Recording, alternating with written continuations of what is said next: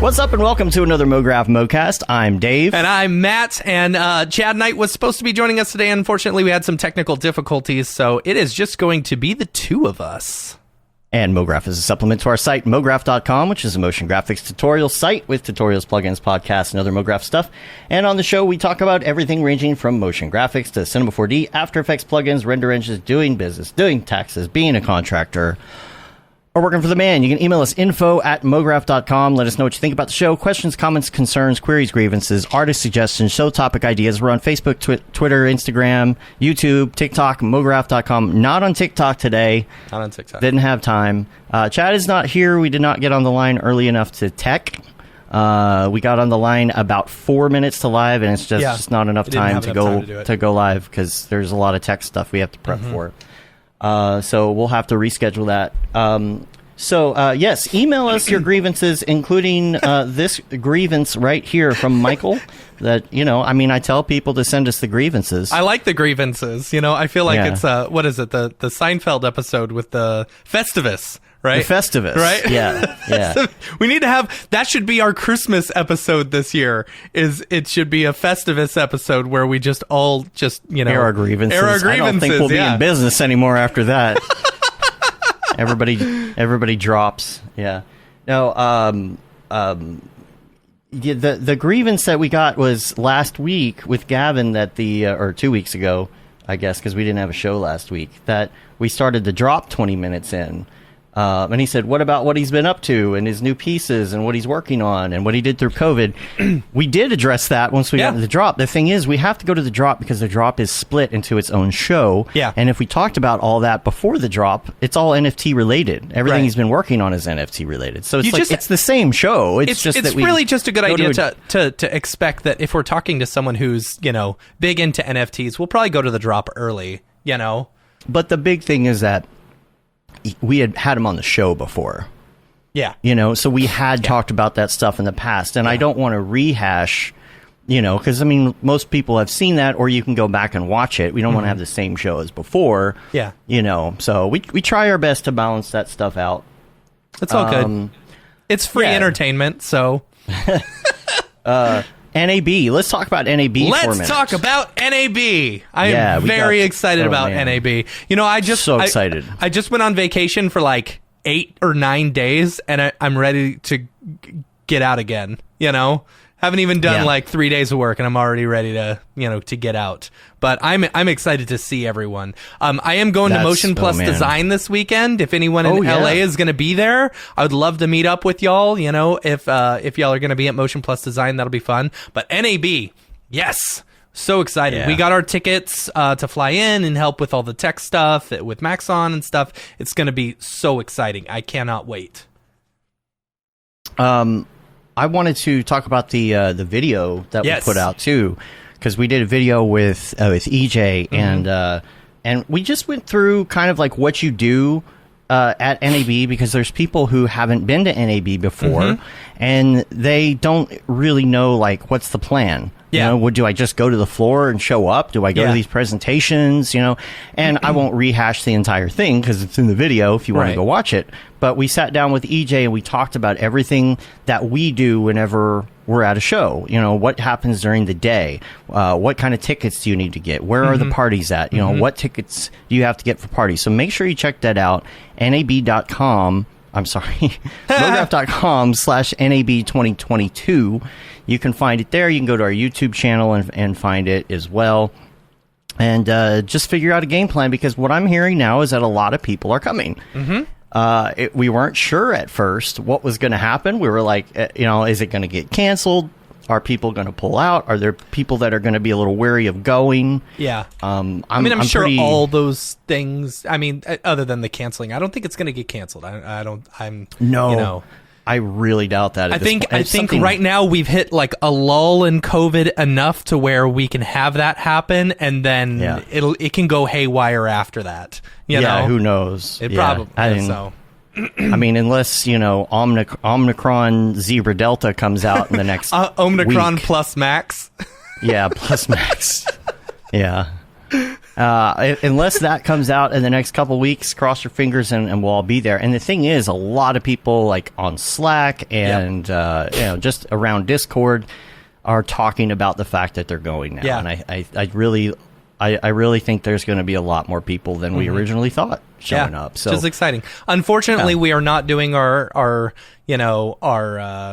karaoke party limo rides. Not yet. It'll probably be next year. The only reason we're not doing it this year is because of the pandemic, and I'm sure no one wants to be in like a real stuffed limo full of people and then, sharing things of alcohol with everyone, and then singing into microphones, spitting into microphones and stuff like that. So we decided it would probably be best not to do it. I think there's going to be enough parties and enough hanging out and stuff like that it'll be great. Yeah. I'm excited. Check out that video. Let us know if you have any questions and hop in the Skype under the NAB channel as well. If you have any questions or if you want to coordinate with people, maybe people are looking to split a hotel room or a B&B or something. Because, honestly, like, you don't spend a lot of time in your hotel or wherever you're staying. You're going to be out doing stuff. You're going to be out, yeah. If you want to go on the cheap, go on the cheap, It's all good. It is very easy to go on the cheap to NAB. Super mellow easy. Mograph. Hey, what's up, man? We were chatting yesterday all about NFTs and such. Also, Rococo suit update. It's ridiculous. So far, it's all right. It's all right so far. We're getting our Rococo suit the second half of March now, which is fine. I'm just hoping that we get it before May. Yeah, before when Jags is supposed to come and hang out with us. Second half of March? We're already in the second half of March. Are we? Yeah. Oh, where's this year going? Okay, well, we'll get it in the next couple weeks. I doubt it. Or the next week. Doubt. Well, actually, no. They mentioned they had some logistics issues, and they're working on it with their logistics partner to fix that. As long as it shows up before May, and Jags's shows up before May, and Barton's shows up before May. Barton's he's already got his out together. Oh, he has his. He already has his. Yeah. Lucky. I know. I want to go over. I told him I was going to go over to his studio and like play with it. You know. But then I got food poisoning and stuff. Yeah. So we'll keep an eye on that because we really want to get into it. We don't know anything about it, and we just want to start at the beginning and just really learn it. And Jags is going to help us figure all of that out because he's done it a little bit before. Also, the Infinite Journeys winners. Oh my God. Holy cow. It was amazing. First of all, Chris Theron, I believe that's how you pronounce his last name, is the winner. We'll see you at camp because that was the first prize is the camp ticket. And the top 100 there were 2,448 entries. That is insane. That is mind-blowing. Yeah. Crazy. Like congrats to to Clint for putting together such an amazing community of people. We struggle sometimes to get people to participate in contests and stuff like that, but he's got such an amazing group of people that he can bring out, and it is awesome. It's awesome.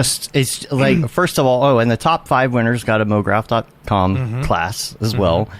And, so we sent those out, and then Clinton put the top 100 string out video out. And they're just, like, I've probably watched it 5 or 6 times at this point. Like, I watched it, Julie and I watched it, we put it on again, we showed her mom. Yeah. We watched it with my family this weekend, I was telling them about it, and we were over barbecuing, and I put it up. Like, it's just so good. Like, the amount of talent, and it's done on so many different platforms, and in so many different styles. You had, like, the 2.5D, and you had, like, the 3D toon shading type stuff, and man, just so many different styles, and it's just so good. There's a behind-the-scenes breakdown video of a lot of these, but Chris did one, showed how he did that. I'm not sure what capture suit he was using for that, because it was just a short clip. He just jumps on the chair, because the winner was the one with the woman shooting, like, the space creature or whatever. Yeah. But it looked like he was doing the motions for that, wearing some sort of suit. I don't know if that was Rococo. I couldn't tell. It was a fast shot. But we'll put a link in the show notes so you can see that 100 string out. You can see the behind the scenes, and also if you have the time, go watch the 4 or 4.5 hour whole long thing with so insane. With Clinton and everybody else on the stream. Like I think Ian Hubert was on it, right? We should just put it on Mograph TV. Oh, yeah. Let's just watch that right now. 4 hours. Yeah. So congrats to everyone. Like I recommend that everybody go watch that because it is just incredible. Yeah. The 3D motion show. Let's talk about that too. Wednesday. Yeah. You got a total jerk on there. I don't know about that. Asshole is coming on. I will be presenting for the 3D motion show on Wednesday. Very exciting. Yeah. We're going to be going over some of the stuff that Dave and I worked on for the Madden 2021 game a few years ago, which was really fun. It was really, really cool. So some of the Madden Ultimate Team card reveals, Yeah. So and we can finally talk about it. We can finally talk about it. Yeah. We've been saying we've been working on NDA stuff for a few years now. Like, there's like nothing to show anymore. There's nothing to show. It really hard. It's so funny because I show off some of the, I'm going to show off some of the work that we do as Nexus Motion, and it's like all of this stuff was 3, 4, 5, 6 years old. Yeah. It's like have you seen the what's her name? Amanda Gaudreau, her TikTok where it's the dun, dun, dun, dun, and she's like slowly moving, but it says NDA. Oh, yes. Let me show you some of the work that I've been working on. Man, she's killing it on TikTok. So good. Oh, good she stuff. is. Yeah. Yeah. By the way, I put out a TikTok yesterday behind the scenes on making promos. Yeah. Yeah. Hopefully, I don't know. I've been going through the woes of dealing with like TikTok not functioning correctly sometimes. It's a long story, but yeah, go check it out. Get us some views on there. Yeah. Y'all have no idea how much Dave puts into Mograph.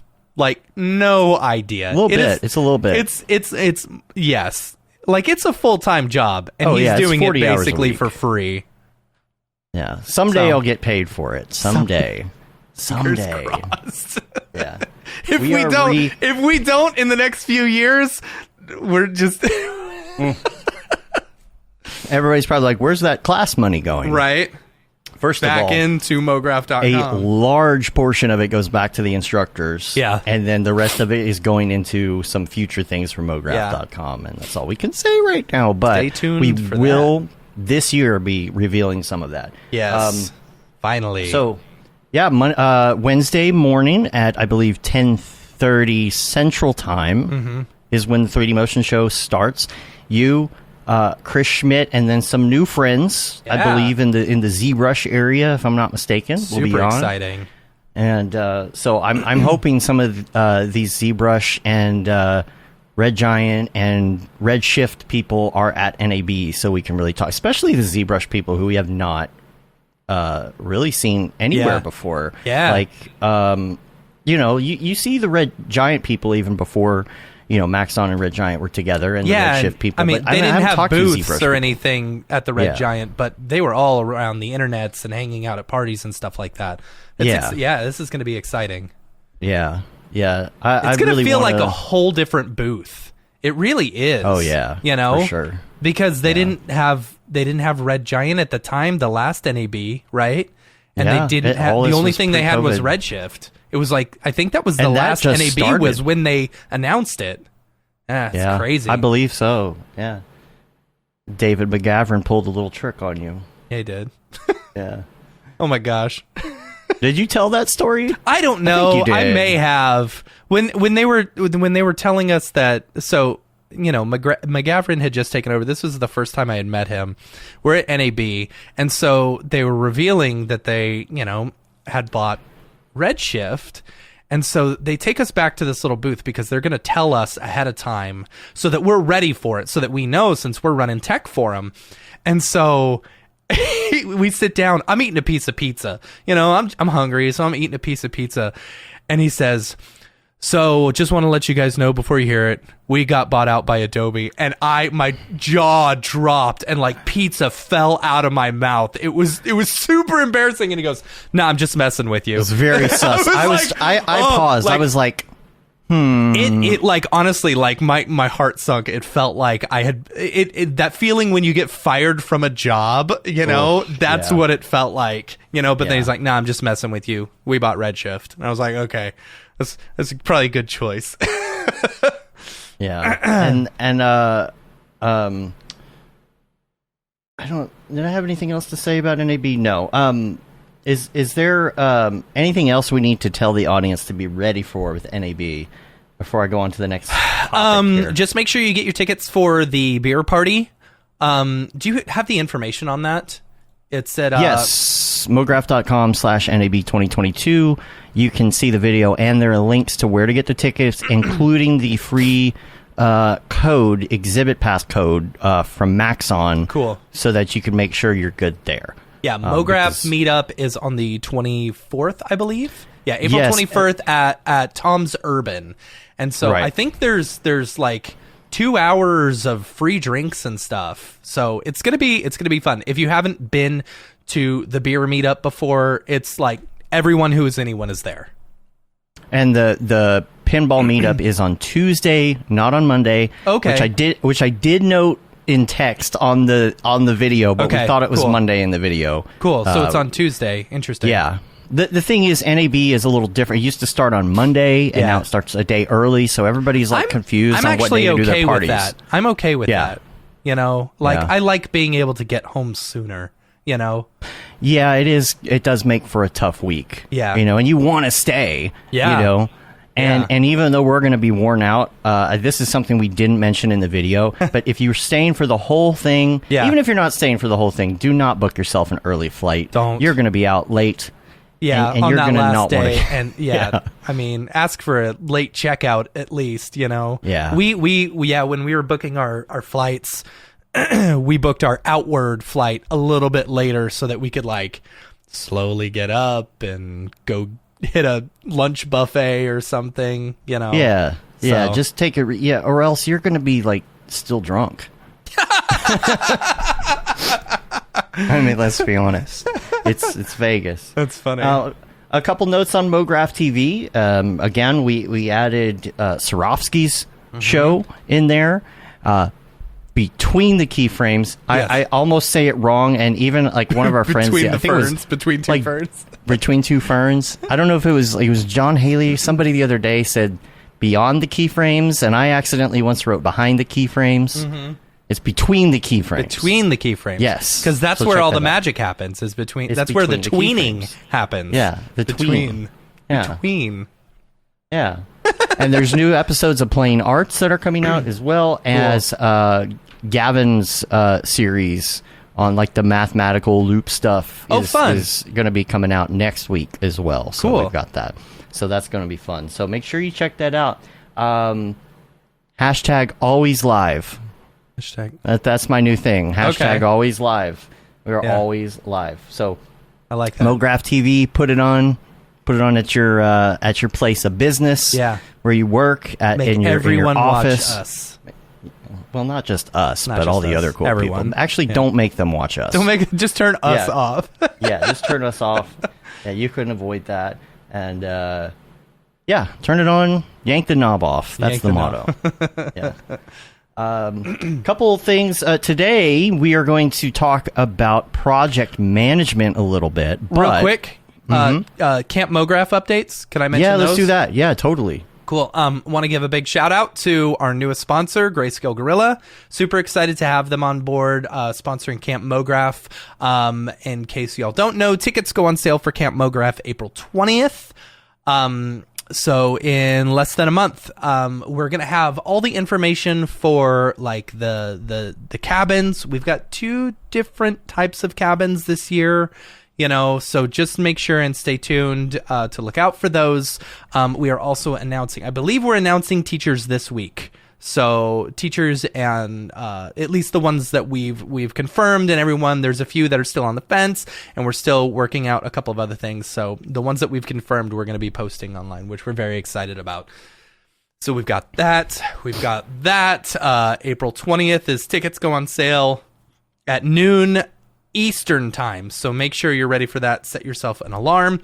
And big shout out to all of our sponsors. The first one up is Otoy, our global sponsor, who is sponsoring like overall the entire event. We're super excited. They're our Spider Lord sponsor. Super excited to have them on board. So thank you, Otoy.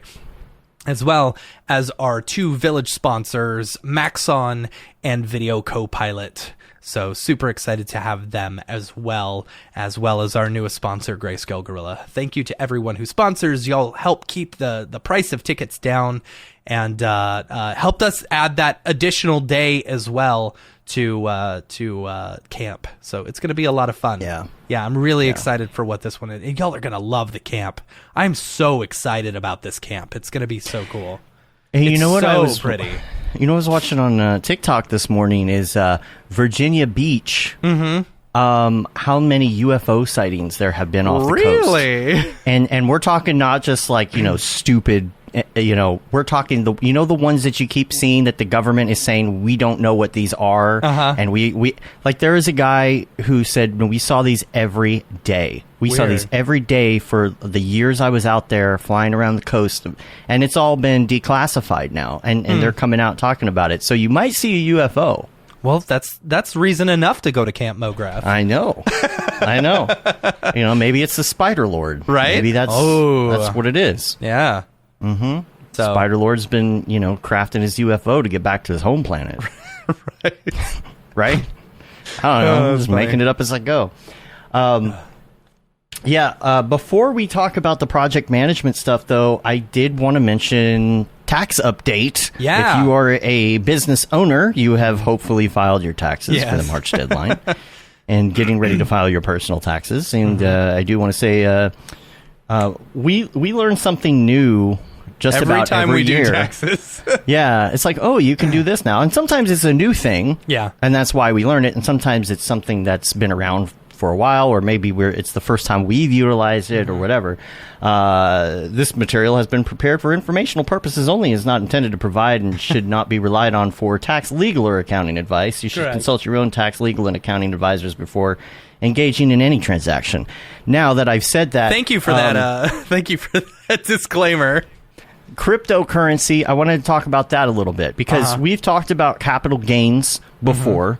The example is you have some cryptocurrency, for example. You did your Beeple piece, the infamous Beeple piece. The infamous. And when you have money in crypto and it gains, you get your gains and you hodl, and then you cash it out within a year, correct? Yes. You have to pay tax on the gain. You pay, okay, so from what, if I understand this correctly, it's like any other investment. If you sell it within a year, it's just counted as regular income. Right. So that, for me, counted as regular income. And it's basically, you just translate it, from what I can see. For the most part, you're just translating it to stocks, or you're translating it to what normal, fiat would be, right? Yeah. So one of the things that I learned in doing reading, because I had the same thing, but my Beeple piece was a little bit different, the way that I got, did my transaction and whatnot. If you're selling any goods or services for crypto, okay, this isn't crypto that you had in and it gained value. This is, I'm selling something for, just like I usually would. But instead of like a merchant account or cash or fiat, I'm using cryptocurrency to get paid. They're paying me cryptocurrency. What it says is that is considered the same thing as if somebody gave you straight cash for something, right? So if you do get a large sum of money because you sold a piece of art, for example, of course you have to report that money, but you're reporting the crypto from that the exact same way that you would report cash for something.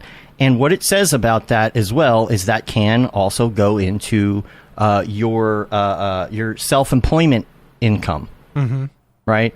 So for us personally, we have sole proprietorships that are just kind of, they used to be us as independent contractors, and now we're just sole proprietors. So on that you can put that there. You know, so that's where it goes, and that's where you pay the tax on it. So there's no there's no other additional taxes on top of it, is what I'm saying. Right. The other thing that I learned is the food write-offs. You could probably explain this more. I don't know it very well. I was just going through. Let me see. Food write-off. Long story short, they changed some stuff as far as the deduction. So there was back December to 100%. 2020, they changed meals.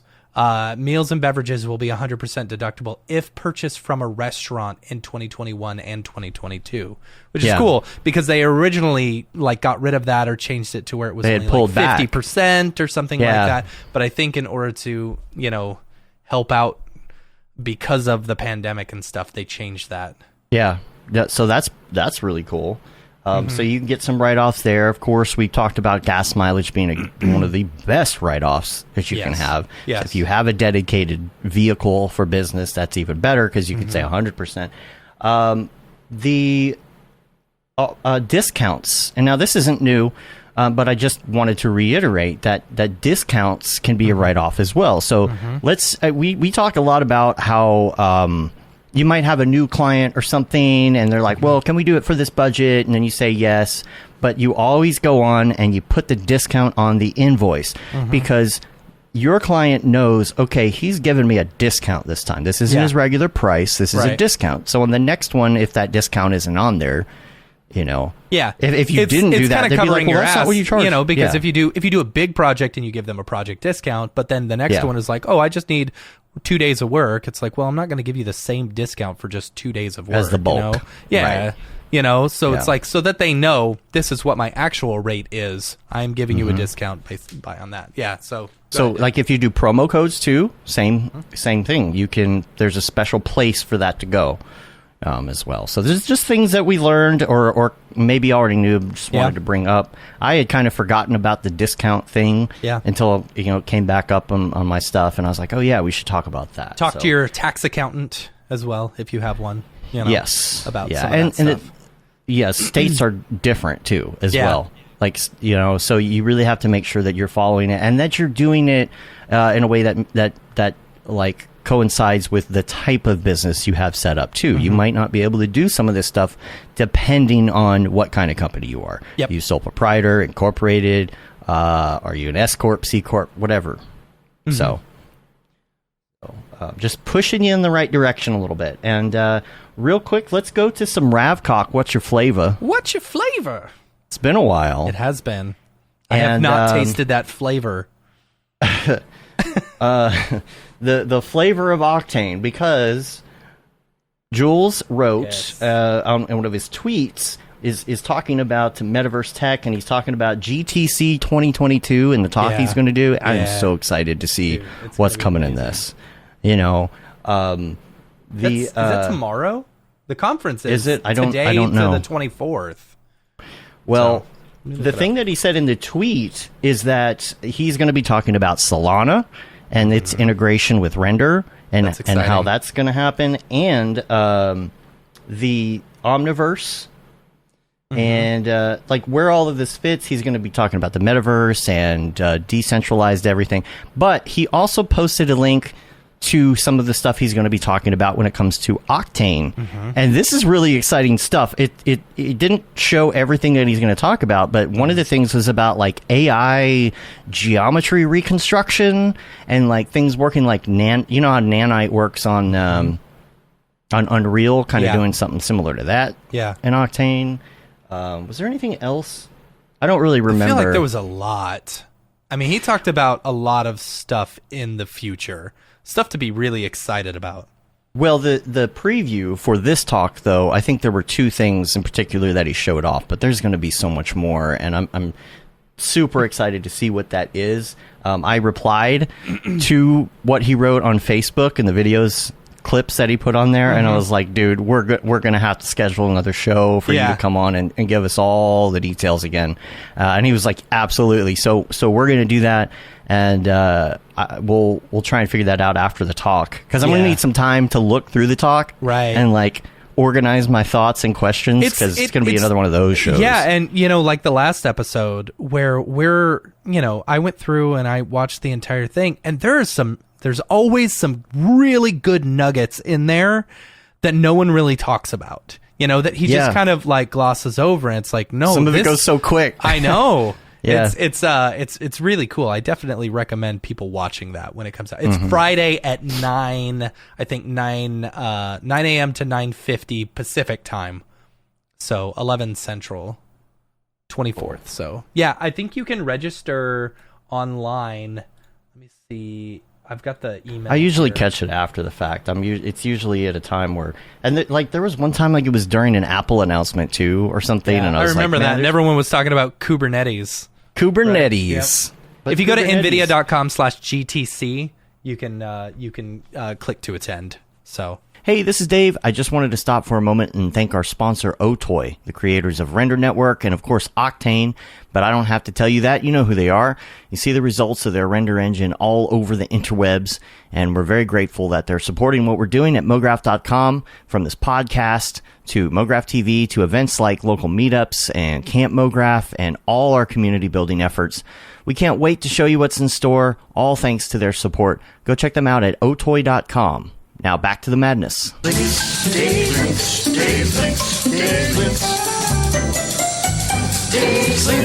I got some links for you before we go to the project management stuff. Let's hear some of Dave's links. I've got, well, the two of them. I've got the Infinite Journeys stuff, but I had two other links I wanted to mention. X Particles previewed something this week as well. Man. X Particles, Insidium is like kicking ass lately. Yeah. I need to download all their stuff, but like I'm very excited about what they're doing. Yeah. Yeah. Mm-hmm. So what they gave a preview of this week was, I believe this is pronounced Tao, but I'm not sure. Taiao, I think that's right. Sneak peek coming soon to Insidium Fused. And this video basically shows off kind of a tree leaf plant system that they're working on. So check this out. Yeah, I'm curious if it's going to be like a good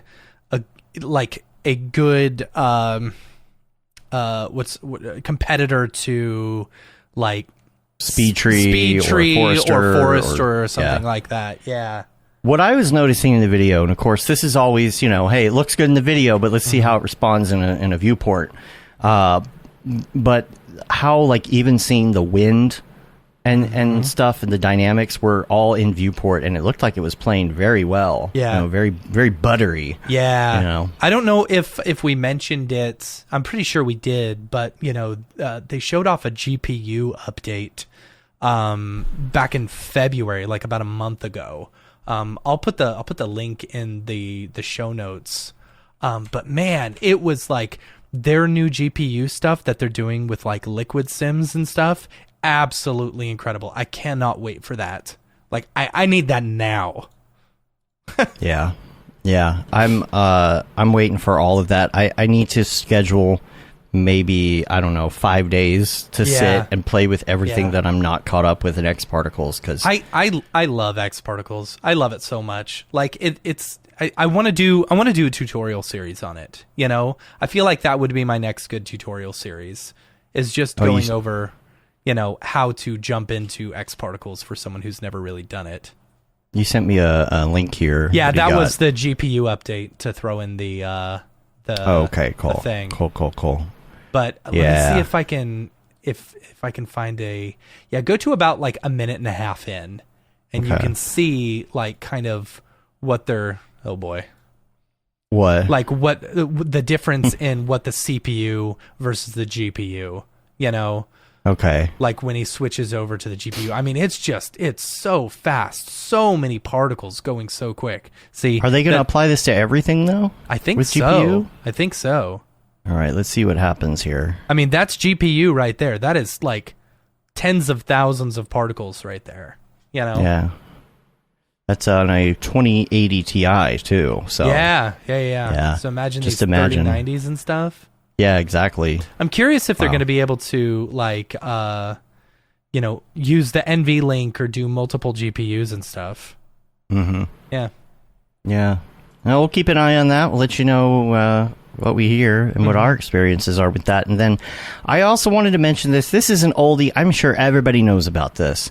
But this is something I knew was out there, and I hadn't really dug into it for a while, and I just thought it was worth mentioning if you hadn't heard about it, and that is the Happy Toolbox. Yeah.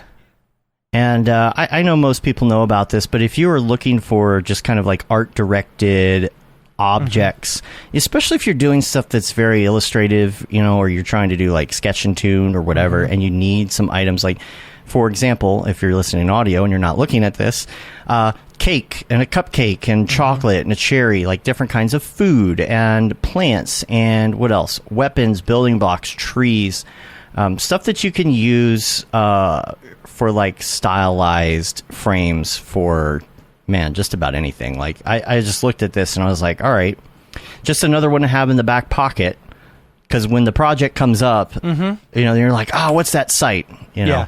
Just make sure you bookmark that one. Yeah. That'll be in the show notes as well. So that's it for the link. So I wanted to just, we had been talking about doing an episode like this. We didn't really prep. Yeah. But we were going to talk about project management. We had some people ask about that.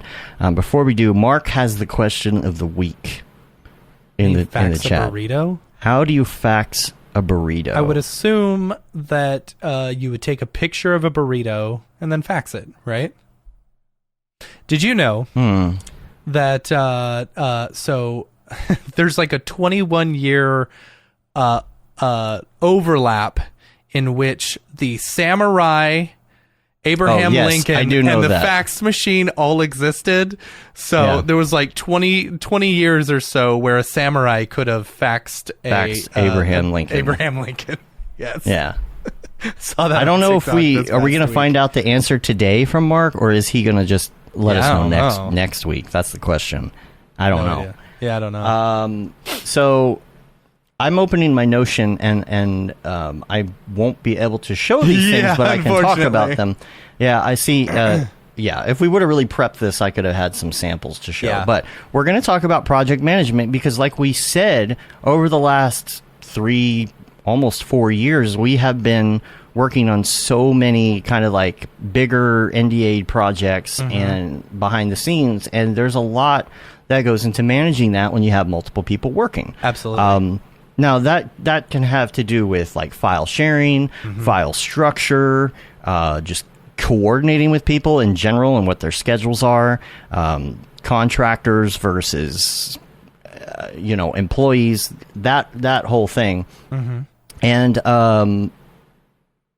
people asked us, how do you deal with that? And we've kind of come up with a good system, I feel, for doing project management. A lot of it is centered around Notion, but you don't have to use Notion. You can use anything Notion really that to works me for you. is the best that I have found as far as I don't think there's any perfect project management software out there. It is all personal preference and stuff. Right. And Notion to me, like once you wrap your head around it, it's great. Yeah, I think it's really, really good. Especially for managing a large team and being able to see timelines. There's a couple things I wish would change that they would update on it.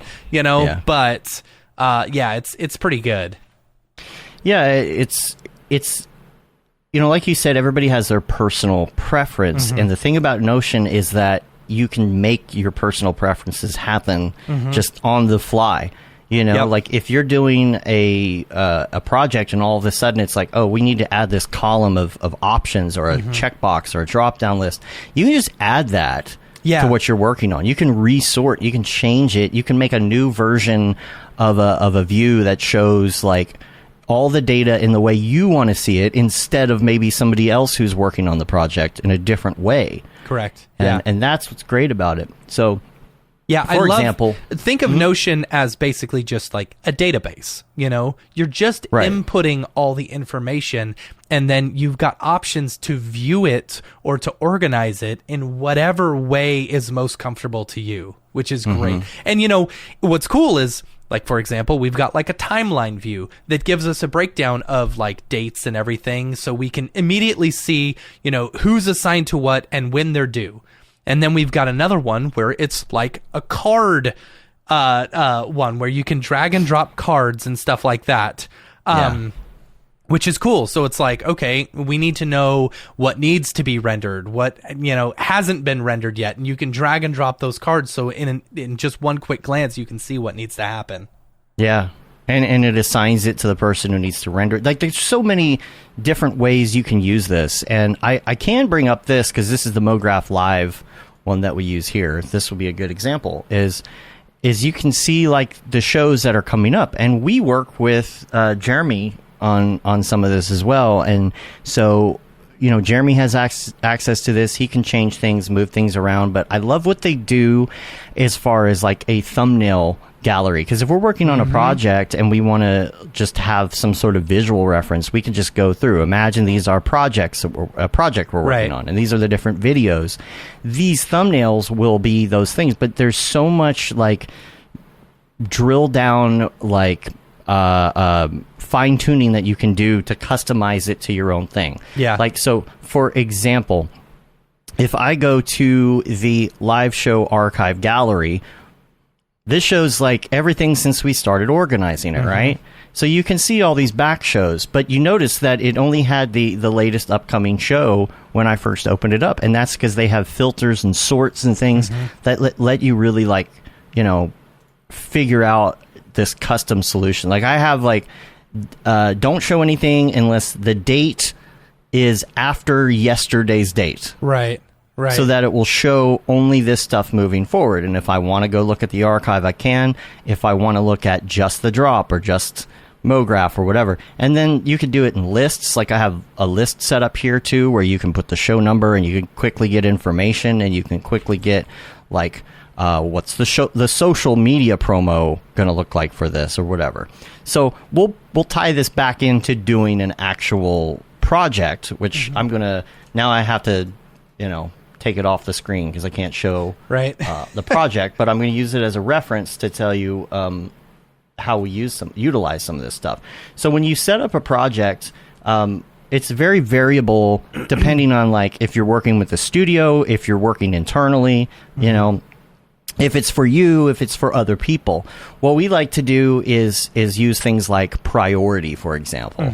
Like, what is the priority of this particular piece?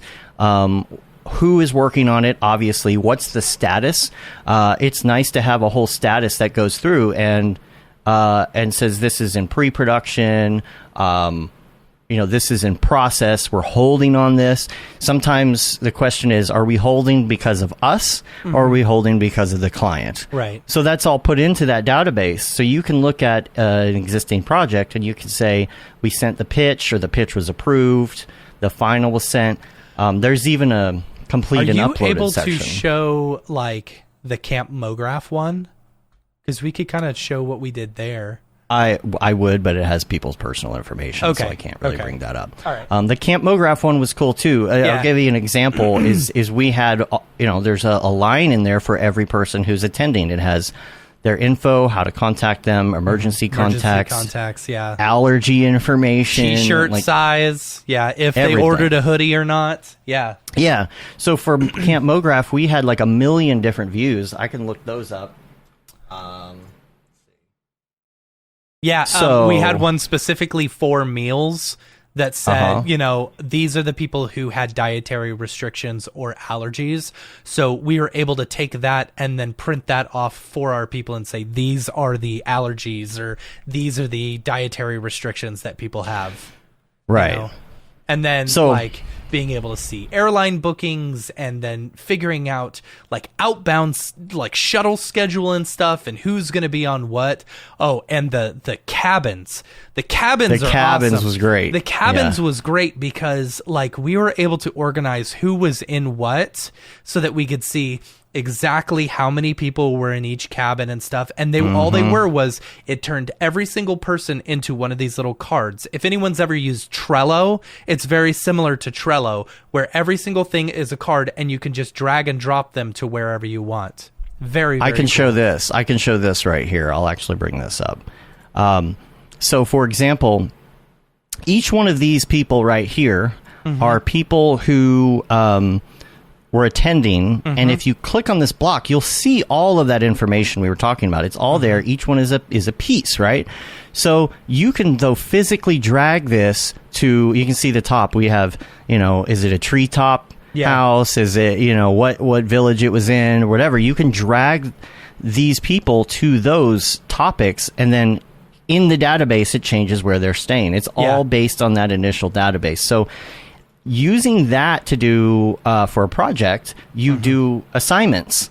So if you go to an assignment board, you can say, well, 4 people are attached to this on this project, and you can see workload by doing it that way. You organize by the person working on the project. You drag, this is the card for this project. Boom, drag it in there. They get a notification, hey, you've been assigned this project. Yep. It's like that.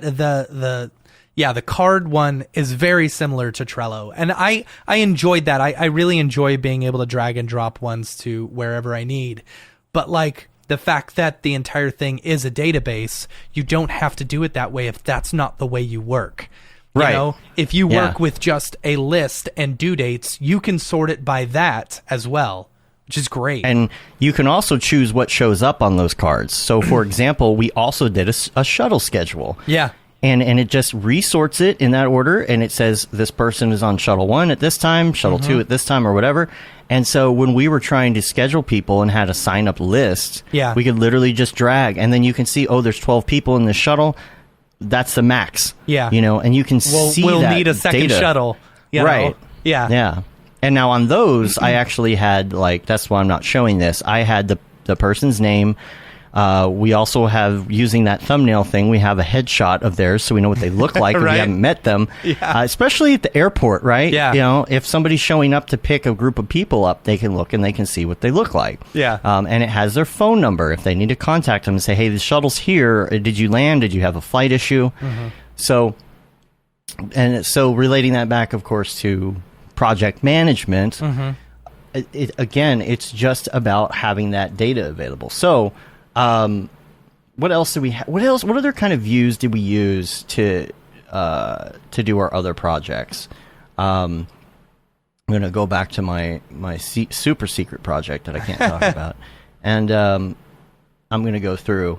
One thing that I wish Notion would do is be able to read an Excel file, like a Google Sheets file, to where you can send out a questionnaire or something, a form, and it auto-populates within your Google Sheets, and then Notion reads from it, which that would be really nice. Are there some things that you do automate with?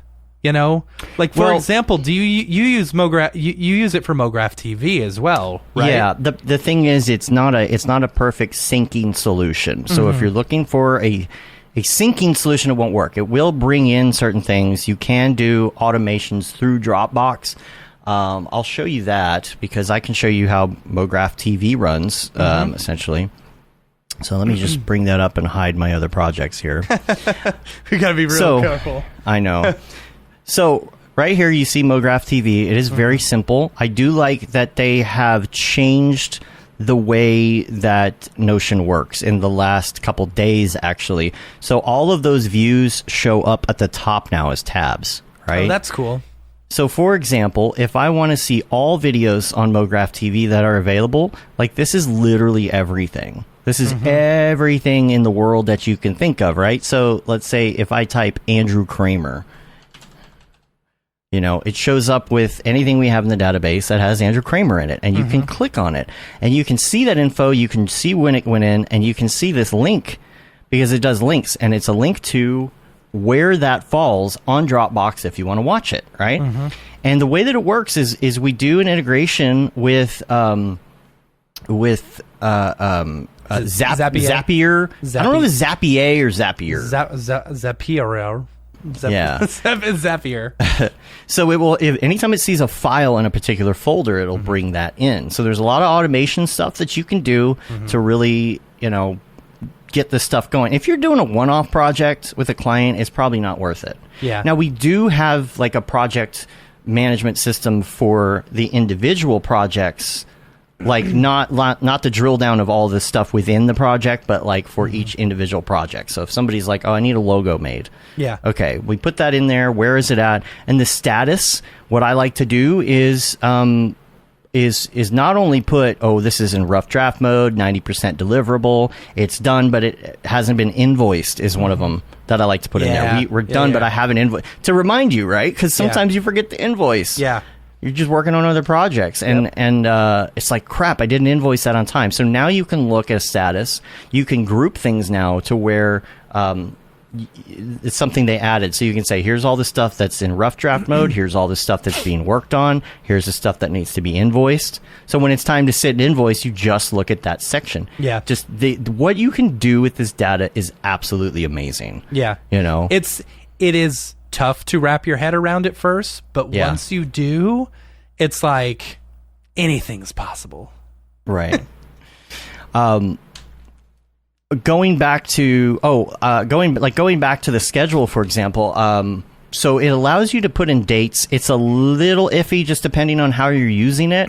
Yeah. But you can put in like start and end dates and go into a timeline view. Mm-hmm. So when I'm doing scheduling, what I do is, there's a lot of stuff in that database, right? You saw all those videos. Yeah. So I'll go through and I'll decide kind of what I want to show that week or that month or whatever, right? Mm-hmm. And let me turn my thing back off again and show you this screen. So right here, you can see that I have something called mark, and it marks it. It's like, oh, I want to mark this for potential use. So these are the ones that have already shown, some of this stuff that's already marked. These are things that have shown, right? If I go back in here, and I could have used the tab now that is new. What's cool is my stuff comes in unsorted. There's nothing in here. If a new file is in Dropbox, it shows up here. And I put in like all sorts of info on it. I put in the subheading, the sponsor, whose content is it. Then it goes into the regular database. But this schedule feature, this is something that we use when we're doing projects as well. So I'm going to show how this works. Is you can take the dates that are inside of this piece, right? Like here's the 3D Motion Show talk in Toronto, and you can see all the information on it. If you click on it, you can see when it aired. So the dates actually will show up on a timeline view. So what's great about this is if you have a team working for you, with you, whatever, and you want to give them deadlines, you can put this in here, and you can get this quick rundown and say, okay, these are all the things happening on this day or this week. You can zoom in, zoom out. What I absolutely love about this is the assignability of any of these pieces. So what's today? The 21st, right? 21st, yeah. You can see that Isaac and Rocket Lasso, the Swarovski episode, everything that is going to play today is here. The way that I do it, though, is I have those marked pieces, right? I can literally take my mouse and move it to the day that I want it, and then just click, and it goes to that date, and then it will be on this list down here. Like, so that I love stuff that you is so valuable. You have everything grouped by day, like that you can actually do the groupings now. That's something that they just recently added. Yeah. So it's so easy to do all of this. Now back to the project management portion of it. Let's talk about managing the project itself. So we have this system in place. Then we have, for example, how we were showing how you can bring up one of those things and it becomes its own page. Each one has a comment system at the bottom of it, and you can @ people in the project, and they get a notification just like you would on like Facebook or something. Yeah. And it says, hey, I just finished this, and the client's waiting for this thing. As soon as it comes in, we'll be good to go. Yeah. All right. So what happens with that? I finish it. I said, I need Jeremy to do something. Yeah. Okay. I change the status because we're waiting for the client. I change the status to hold for client, and I write him the note that he's waiting, right? He's okay, I don't have to do anything right now because we're waiting on the client. When the client comes back to me and says, okay, here's that logo you needed. Well, you can attach an image. So you go and attach an image, and you go into the comment system. You say, hey, Jeremy, this just came in from the client. We're good to go. You change the status so that the status says, in progress or whatever. you can do a separate view, and this is what we do with the all the main project management. You can do a separate view, and I forget what I called it. Actionable items is what I called it. So it is a card display board with those people's names, an assignment board. However, it has a conditional inside of it that says, don't show anything that's on hold, don't show anything that's on hold for client, anything that's complete, anything that's archived. Only actionable items. Right. So somebody you're working with shows up and they look at that and they say, today, here's what I can do right now. And that's super important. What I found is working like this over the last year or so that we've been using it has really saved on like emails, email chains, or texting, or calling, or whatever you have to do, you know? And if you get other people involved in your projects on it, if you want to go, like if you want to add your client, I don't know if you would want to, but if you did want to, you can give them special permissions. You can have it so they can't delete stuff. But you could go in there and really be able to work with the project and other people. There's so many times that literally the whole process has just worked through Notion. And no emails happened, no texts happened, nothing. The whole project was completed within the confines of this, where Nick does a lot of our class editing, for example, Pickle Nick. So let's say like today, Mark uploaded some new files. They're in a specific folder that he has access to, and I do a note, and I'm like, hey, there's this new thing, and like if Mark's in there, he's like, hey, Nick, I changed this deal, here's the time code, the footage has been uploaded. He sees a notification, and he looks at that, and he makes changes, and then like we don't even have to have that second conversation. We don't have to have a meeting about a meeting. Or a meeting that could have been an email. It's a meeting that could have been a Notion. Right. So that's very helpful. Now, when it comes to the other aspects of project management, like file systems, there's a lot of different ways you can work, and we praise Dropbox all the time. It's not perfect. Here's the thing. Dropbox has been knock on wood. Knock on wood. Dropbox has been really good to me for the past few years. Like, I have not had any issues where I've had to resync my entire Dropbox. There's been a few times where, if anyone who's listened to every episode of the show, Paul Robinson, I'm looking at you, they will know that, like, I have complained about Dropbox just randomly resyncing for no reason. And then, but at one point I realized I haven't had to do that in a really long time. And with with their selective sync stuff, it's fantastic. So, for example, my laptop, I don't use it that often, right? It is mostly, I bought it so that I could do Octane, like sitting downstairs or something, or if I'm going on vacation and I need to do some Octane stuff. This was back before, Octane ran on Mac and stuff like that. So, I got that Razer laptop. It's only got a 1060 in it, but, if I need to work on it.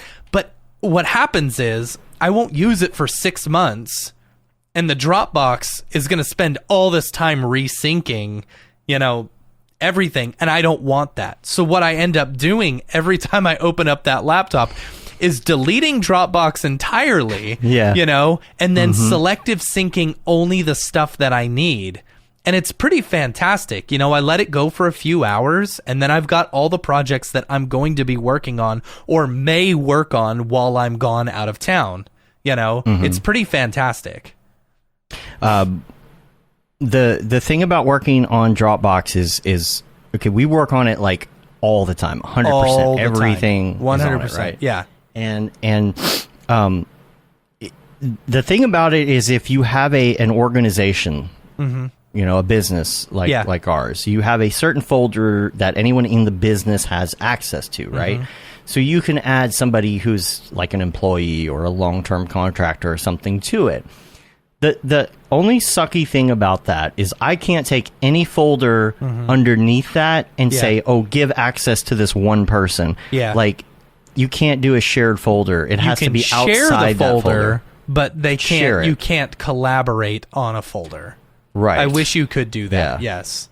So if you're working with someone outside of your organization, which we sometimes do, it has to basically be in your root Dropbox folder. Right. And you share that with everybody because you can't share a subfolder. Like, for example, we might have some documents or something, business documents or other things in another folder. We don't want everyone to have access to that. But there is no way to say, oh, I want this person to only have access underneath that folder. Yeah. It's not possible. I don't know why it isn't. I feel like that would be amazing. It would be. But I'll give you an example. We're working with Cam on a project right now. And last year, when we worked with him, we didn't want to go through all that rigmarole. Yeah. And grant Plus, full we were access already to anything. halfway done with the project. Yeah. Right. So, and now keep in mind, we have like 30-something terabytes on Dropbox, I think, at this point.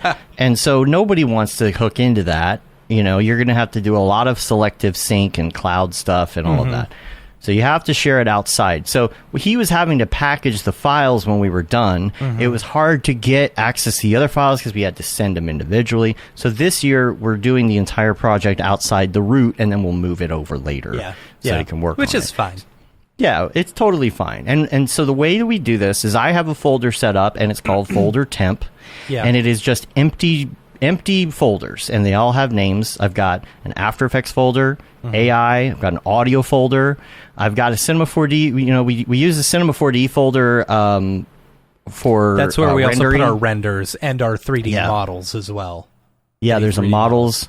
The text folder obviously is in Cinema 4D with render. So anything in that render folder, we're talking image sequences, right? Or if you have multiple shots, shot 1, 2, 3, 4, they're all folders in that render folder, and they all say, and they all have their own individual image sequences, but that is just Cinema 4D renders, and we have a separate render folder in the root for the final renders, or approval renders, approvals, or whatever. There's basically a anything folder going to the client goes in that render folder, right? Yeah. Which and we don't do a lot Dave of Dave video. and I differ in the way that we like to do our folder structure. We always have, but he kind of wins over it because I don't.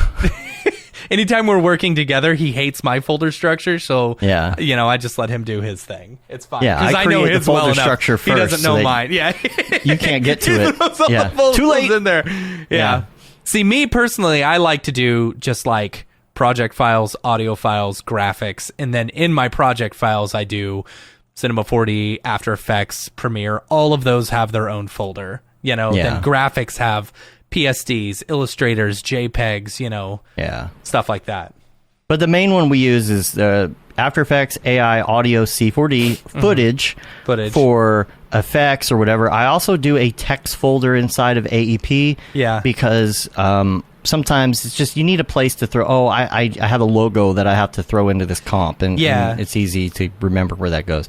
And then there's a ref folder, and usually what you'll see for me anyway is that there's always a file in there called pure ref. In that reference folder, and pure ref is always going to be the pure ref file that goes with that project. It always has the same name. We also throw all of the client files that people send, that clients send us. We put that in the reference folder as well. So in case we ever need to go back to them, we can reference what the client sent us. But that's what we like about doing Dropbox for a big project. Is let's say the client sends a reference, and we have to show one of the other contractors working on that particular project what that reference is. Well, we put it in the reference folder, and you just hop on Notion. I mean, you could attach that if you wanted to, but you don't have to. We sometimes put Dropbox links within Notion. Yeah. It's like, hey, you can find this Put it here instead of saying, oh, it's in this location or whatever. Yeah. But if somebody's synced on the project, they already have it. They know it's in the ref folder. So you can just comment on the project on Notion and say, hey, the client got back, they put it in the ref folder. And that's in a situation we were holding for them. And you change that status. Another thing with status and priorities is something that I use for a personal to-do list kind of thing. And that's like personal priority. And this varies. I come from the getting things done method, the GTD method, which is extremely drilled down, like OmniFocus. It was way overkill. Yeah. But there's things that I've learned from that system that have carried over to the new way that I do to-dos. I use Todoist still, but I just use it as a place to throw something. You know, notes for episode 3, whatever. Dorpy's script for today. It's always in Todoist. So I don't really use that to its full ability anymore because everything's in Notion. My priority system goes like this now. Because back in the Todoist days, and hopefully some people identify with this situation, and it's something Nick Campbell actually mentioned years ago. If you're doing a personal to-do list, like on paper, every day you take that to-do list and you rewrite it. And I'm sure Nick heard that somewhere else. It does seem like a lot of work. And you know why? That's because if there's something that's on your to-do list that you keep moving every single day, maybe you should figure something out with that. Right. So what would happen is on my to-do list, I have my to-do list and everything's due tomorrow. You know, or this week or whatever. And every day I'm going in and I'm moving that date and I'm moving that date and I'm moving that date and I'm trying to figure it out. I've come up with a way better system and I wish I could show it to you right now. At some point, maybe I'll do a TikTok on it or something with a fake to-do list. But the priorities are this. Instead of trying to think of it in terms of date, think of it in terms of priority. And the way I do this is I have a priority called soon. Okay, it's not an emergency, but you should probably do it like today or tomorrow, you know, at worst, like maybe the end of this week, right? Soon is soon. Now means when you sit down at your computer, this is the first thing that you need to do. And I have 3 things on my list right now. I've got a Mograph Nugs post from last week, which is done, so I'm going to change the status. Now, I post that every week, right? So I'm going in right now. I'm changing it from now, because I hadn't changed it from last Friday when I posted, or Saturday, to this week. That's the next priority name. It's called This Week. Just means I need to do this sometime this week.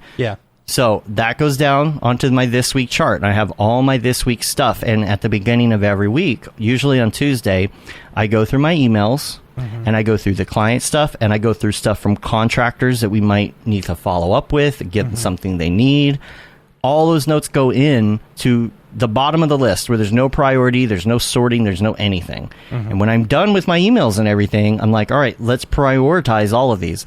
This guy needs this thing in order to work on this project today. Well, that's now. This one needs to be soon because I need to get to that like today or tomorrow, but it's not an emergency. And then this, if I can get it done this week, I'll put it on this week. Once all of that is done and you have kind of a priority thing, then you go to the date column and decide when you want to do it. That's when you go to your calendar for any large items that are going to take you like hours to complete, and put it on your calendar, because that gives you that 30,000 foot view before you're trying. Because if you try and go in this cold turkey and you don't have a list and everything that comes in, you try and put it on a calendar, you're going to be rearranging that calendar the whole time. You know, so this is 30,000 foot view, and each one of those has all the same options, right? You click on that thing, it opens up a page. You can put notes, you can tag somebody if you have a collaborative list. And so the other priorities we have now, soon, this week. And you can color code these. It's all pretty. You also have next week, this month, this quarter, this year, and then I have a special one called Whenever. And there's a very good reason for that. I would put stuff on my to-do list all the time, and it would just, that's never going to happen. It's not, I would love to do that, but it's not going to happen. I'll put that, and I would choose a date, like maybe tutorial 3 months that from you now. want to do, an idea for a tutorial that you want to do. Right.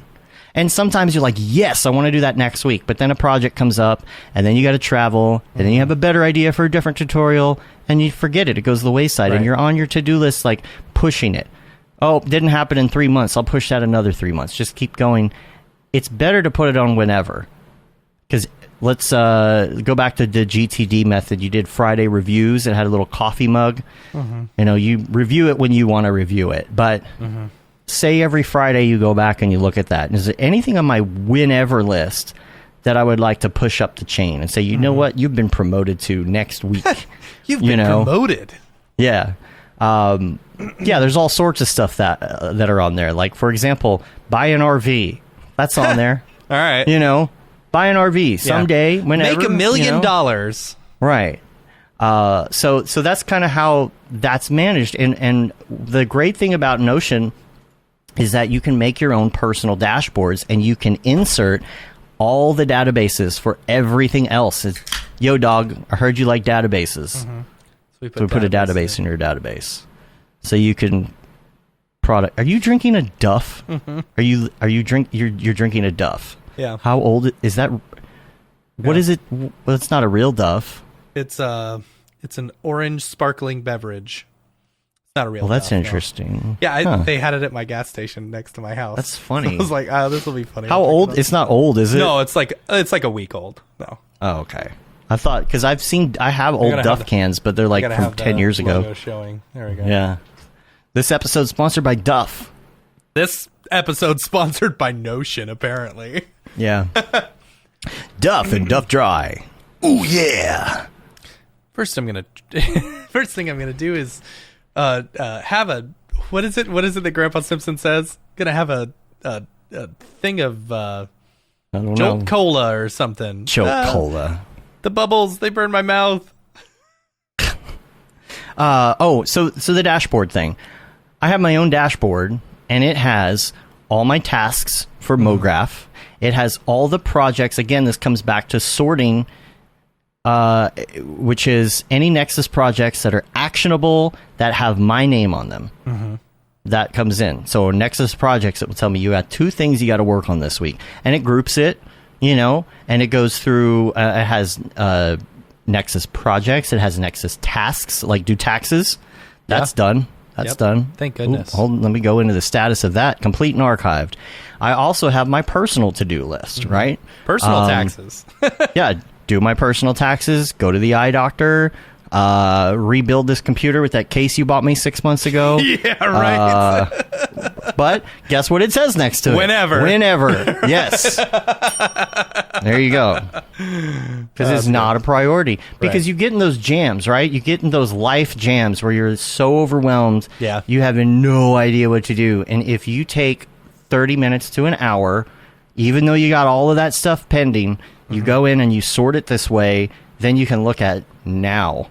I like thinking of the whenever as the hyperfixation bit, Yeah. where No, it's like I need something to just hyperfixate on a little bit, I'm gonna do this computer thing, and as much of a pain as it kind of is, it's nice to get away from something and hyperfixate on something that's not, I don't know, it's not the same. Mograph TV was a hyperfixation for me. Mm-hmm. I had to prove to myself that I could build a television station. Yeah, an entire television station. You did a great job. Yeah, and now I'm done, and now I'm over it. Right? Yeah. Like I did the thing. I proved I could. And now you just gotta upkeep the thing. Yeah. So it's just so nice to be able to say, I have a lot of conversations with Julie about this, like trying to get my shit under control. Yeah. From an organizational standpoint and from a schedule standpoint, and like Mondays are all this show, and Fridays are all scheduling, and it's Wednesday jam all pack day in the morning, and then Yeah. you hope that you can maybe get something. Well, me personally hope I can get something done as soon as this show is done. Monday deadlines are always the worst.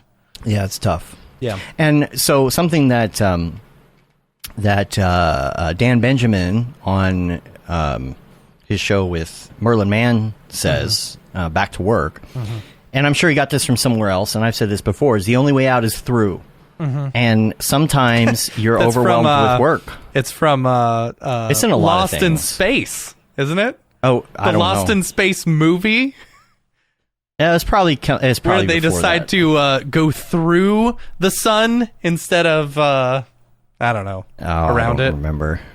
But sometimes it's true. The only way out is through, and sometimes you're so overwhelmed that it literally comes down to all I can do is concentrate on what is in front of me right at this moment, because the rest of it is just too much.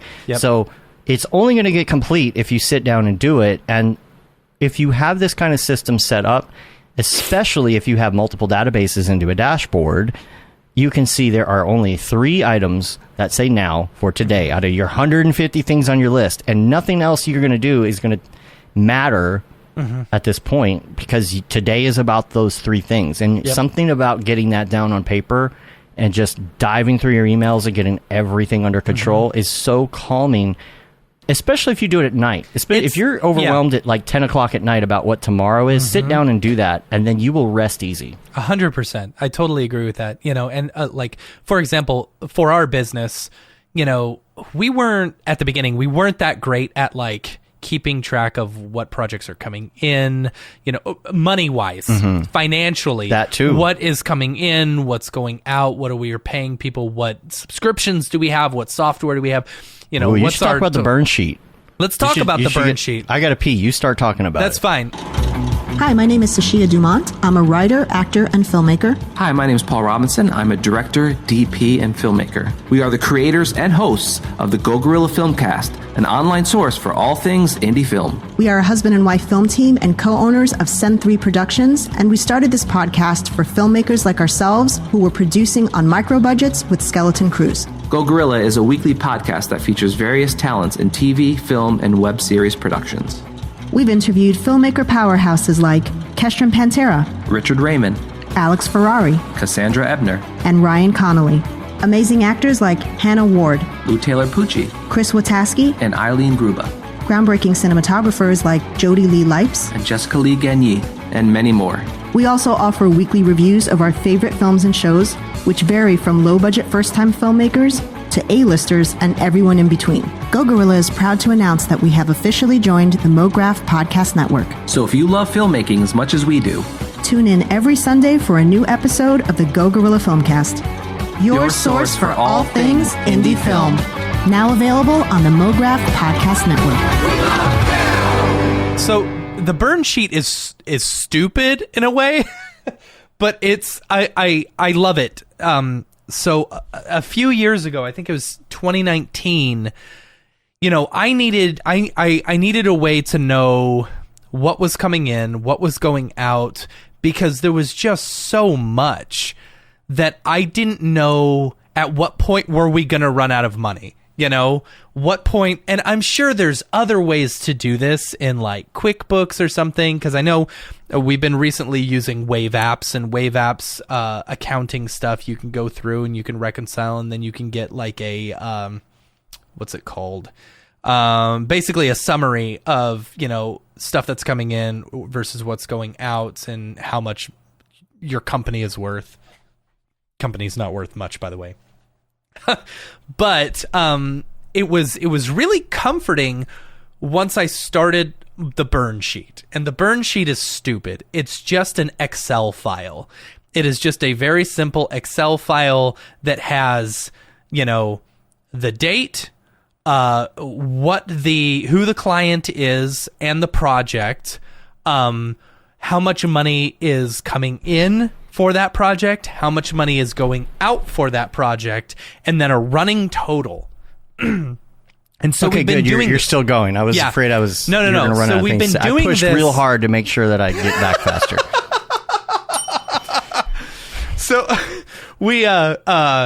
So we've been doing this since 2019, and like I just needed to know, how much, and it was so stupid because like, sometimes you're like, okay, at what point am I going to run out of money? How much, because, we always say have 3 to 6 months saved up if you're going to go freelance, which a lot of people don't, and it's okay, have 3 to 6 months saved up so that you've got that covered just in case something happens, and so we like to know, hey, at what point are we going to go broke? Or if we don't get any more work, if we get no more work today, at all today, starting today, at what point do we go broke? Right.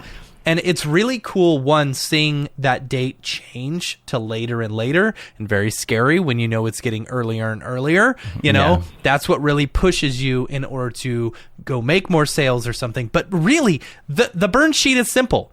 It's who the client is, what the project is, what the date is, date you expect to be paid as well, or whatever. That's where I put the burn sheet is, when I expect it to get paid, and if it gets paid earlier, I move it up. If it gets paid later, I move it down, and then just adjust the formula. It's like, this is our total, and then I occasionally have to go through and just do an adjustment, you know. And you put your pay or dividend payouts. You put your dividend payouts, you know, your payroll. Yeah, you put contractor payouts, you know, everything. And that's in overhead. You make sure you mark that as overhead. Yeah, I mean, I don't mark. I just you don't want to get contractors. Well, I mean, in the end, so it's not taxed, right? Yeah. So, I mean, but this is it's just a basic burn sheet. You know, it says, here's how we're burning through our money, and this is when we burn out. You know, and basically. You got it all color coded nice too. Yeah, and what's cool is I wish I could bring it up and show you, but then you'd see all of our projects and how much money we have, or how much money we don't have. We don't have. Yeah, it's gradients though. You put gradients in, so as you scroll through the year, like lower and higher numbers. It's look cool. Different. Like so basically, I did a formula where it basically reads. It takes the previous amount, you know, and then adds in the money that's coming in minus any work that's associated with that, and then gives me a new total. And I just have that go all the way through. But what I also had it do was I color coded it to where if it's higher than like the higher amount that it goes, the more green it gets, and the lower amount that it goes, the more red it gets. So you can see, like, once you're nearing the end of the amount of money that you have, it starts to get a little pink, you know, then red, and then it gets really red and stuff. But it's a way to quickly glance and know, okay, I've got money coming in, I'm gonna burn out, you know, February of 2023. That's what we've got with all the money that we've got coming in. If we get no more work for the rest of the year until February 2023, that's when we'll burn out. We'll still have paychecks. We'll still have contractors paid. We'll still pay out all of employees, our contractors. Whatever it is. Yeah. And like, you know, it's great because you can kind of know what's going to happen through the rest of the year. You know, every little thing that's coming in, you can add them in and stuff like that. You know, we've got some that are on retainer, and so we've got the retainers marked up, you know, and it's a really great way. And you can use the previous years. Like, I've got tabs from previous years, you know, where it's carrying over and stuff like that. And so that I know, 2023, 2024, what to expect from those years as well.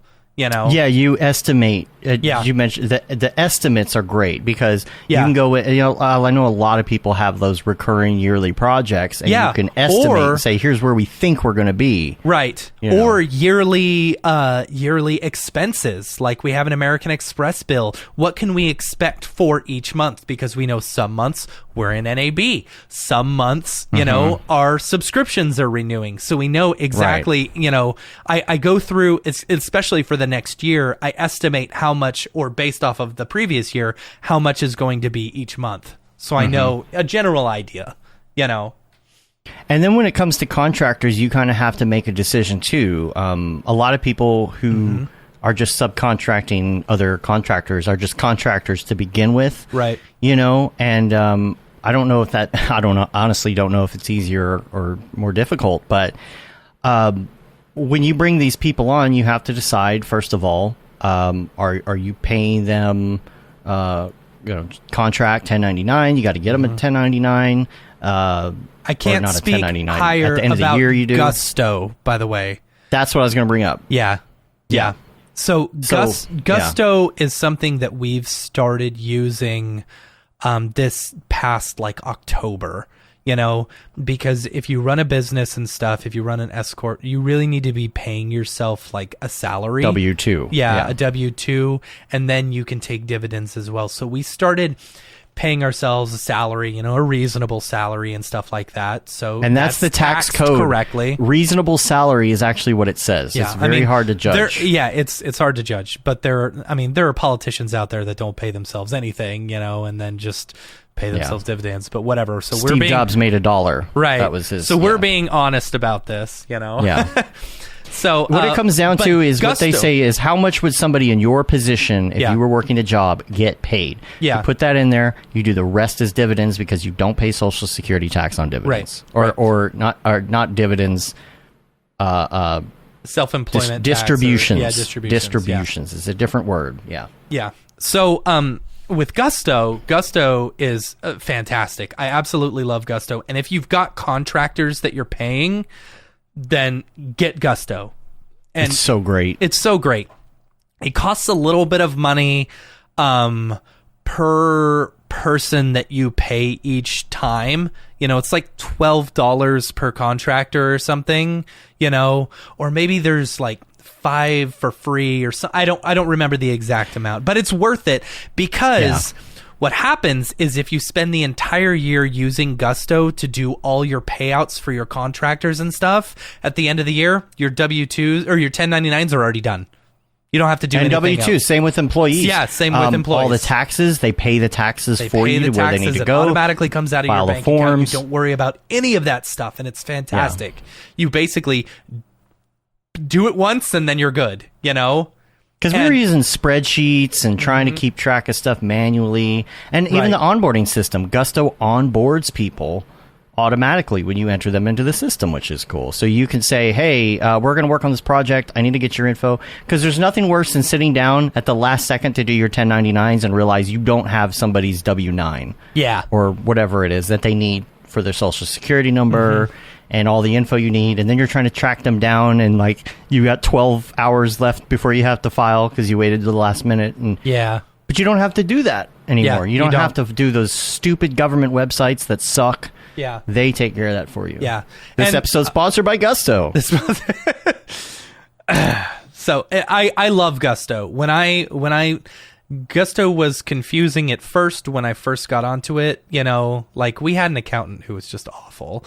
And we originally hired her because we needed the payroll stuff, And then what ended up happening is we hired her and she's like, "Oh yeah, you can do that yourself." And I'm like, all right. I know. So she told us about Gusto and I thank her for that. But still, like Gusto is fantastic once you just go ahead and sign up and stuff like that and get everything worked out. And what's cool is if you've got multiple companies like we do, you can easily set it up a whole new company, or even if you're a contractor for someone else, and they're using Gusto, you can see your own contracting stuff. So you can see what's going on there, which is pretty cool. Gusto's great. I can't speak higher enough about it. Another thing with accounting, if we're already on that, so what I would recommend if for anyone, so I know a lot of people like QuickBooks, I personally don't love QuickBooks because I think it's very confusing, I recently discovered Wave Apps for using, accounting software and stuff like that and got everything set up. And so what I recommend to people, if you're going to go that route, if you want to go through and do your accounting stuff, Wave Apps, if you're already using Wave Apps for invoices, Wave Apps accounting stuff is really awesome, and it's also free, which is fantastic. So once you get everything set up, you can easily go through, like, say, every morning, go through and just like, oh, do I have any new things? That automatically syncs with both your bank account and any credit cards you have. You go through, itemize all your stuff, make sure your balance looks good, and you're good to go, And at the end of the year, you can take that stuff, you can take a whole printout of everything that you did, and you've already got everything itemized, so your taxes are that much easier. And if you want, Wave Apps even it can do your taxes for you. It's like $800 or something. But like the thing about doing like your expenses and things throughout the year is you might write it down as like equipment, and the next one you write down as computer, and the next one.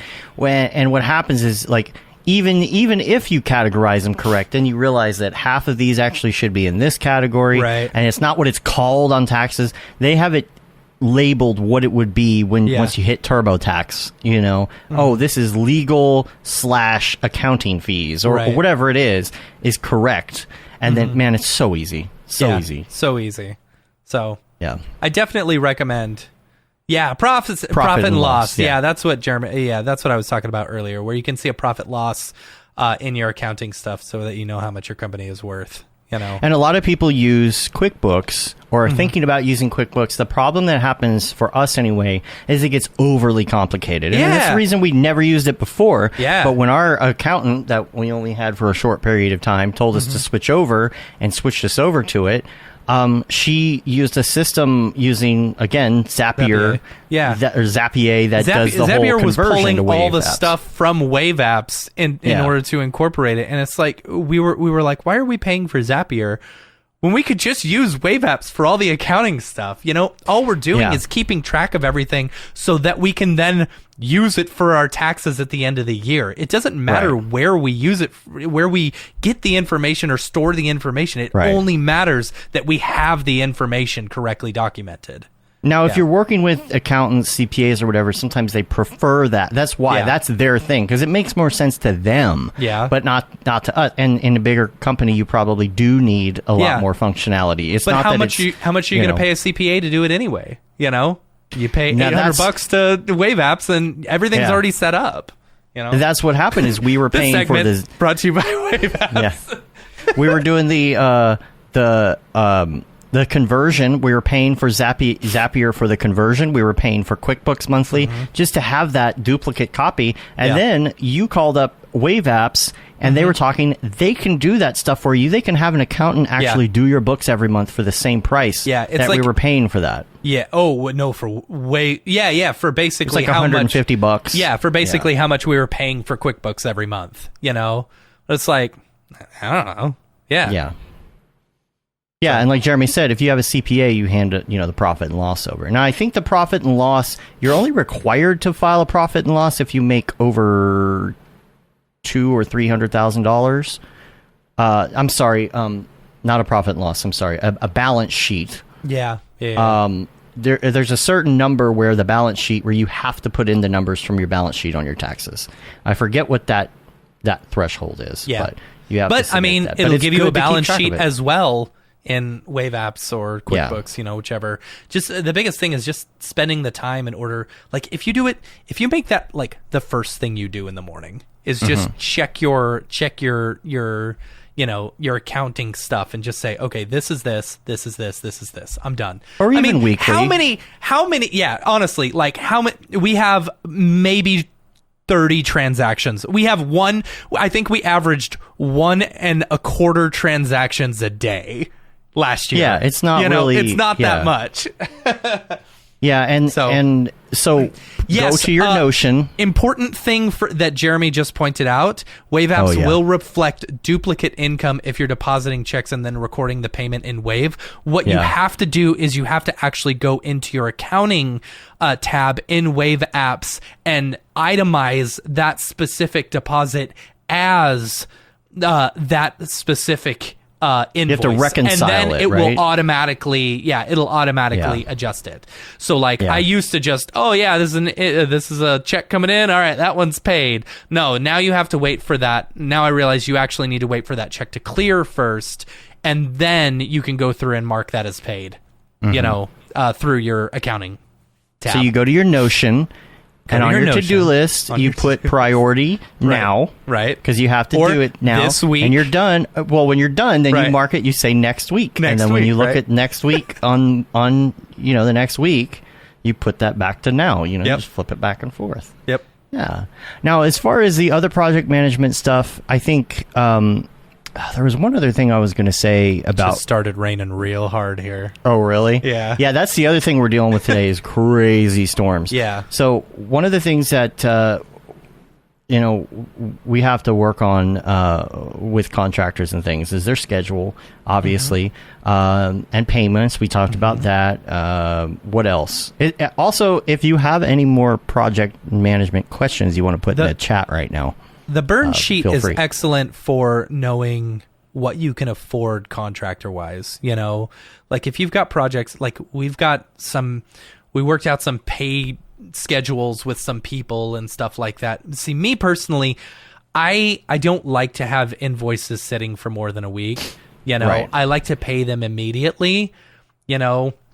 I've only recently have I had to like push it a week because I've been waiting for a couple of payments just because we've had big payments going out and stuff like that, but the burn sheet is excellent because it allows you to just, know, okay, I can afford this if you just put in some generic numbers and stuff like that. Right. Yeah. the peace of mind that comes with the burn sheet too. That was the biggest thing. I cannot tell you how much, like, because I stressed about money a lot. Like, do we have this coming in, you know? And Dave and I, we used to, you know, we talk about, oh yeah, we've got this project and this project and this project. You know, it should be this, this, and this, but we never put it down on paper. And so we always just assumed that we would be good. For probably the first 2 or 3 years that we were working together, we just assumed that we'd have enough projects coming in, right? But one day I was like, I can't handle the stress of not knowing. So I built the burn sheet, and I have not stressed about money since. Like, when it's coming in, when it's going out, you know? And Dave just kind of like, he's like, hey, are we good for this? Can we afford this? I'm like, yeah, go ahead. Yeah. You know, we're good in the burn sheet, you know? And he's like, hey, how much are we getting paid this month? Yeah, it helps you to plan for your Christmas bonus. That's absolutely. That's another thing. Like, because you know, if you do it right, you can pay yourself a distribution at the end of the year. Yes. And you just got to decide how much do you want to give up on that. Absolutely. You know. I mean, because we didn't talk about that much, but I know we've probably talked about it on the show, but we pay ourselves a specific amount. Yeah. Every 2 weeks for a salary. Like, you know, there's no project basis anything. Yeah. Always a salary. Yeah. We pay ourselves, you know, a W-2 salary or whatever. Then we also take, is it distributions? Is that what it's called? Yeah. Distributions, you know, once a month, twice a month. You know? But it's generically the same amount unless there's a bonus. And what's great about that lets you put on that burn sheet, I have a paycheck for this long. Oh, no. You know? What? Dave is frozen. I'm frozen? He didn't lose power. Oh, there you go. Okay. I hear you. Okay, that was weird. Everything froze. And I was like, oh no, Dave lost power. I bet it's on your side. I bet you're It might be. Flickers. Very well, maybe. Yeah, I'm hearing the thunder too. So maybe we should get to the drop soon. The only other thing I was going to say is when it comes to the projects themselves, when you're working on Dropbox with other contractors or employees or whatever, is that you need a version. That's the only thing in Dropbox. You got to make sure, like, you don't open a project and you hit save and someone else is hitting save. Yeah. Now, Dropbox will let you go back to the previous version, which is great. Yeah. That's saved us a lot. But in general, best practice, always increment. If you open a project someone else had, just increment save it. Yeah. And then it'll be on the next version. No one's using that version, you know. So because you just created it. So you're always safe if you create that incremented version every time you go. So that's kind of how we make sure. And there's no final. It's just number everything, and you will never have an issue. What's the latest version? It's the one that's numbered the highest, silly. Yep. Silly. So, silly. Yes, I think we should do the drop. Yeah. We said it was going to be a short show, but it'll probably end up being 2 hours. I know, right? How do we do that every time? You and I are good at talking. We're some chatty Cathys. All right. I miss the two people. I'll tell you what, this is good. Like, you know, it's not always great having a guest. Something we should do this, like, you know, once every couple months. There you go, Cody. ABC always be versioning. Yeah.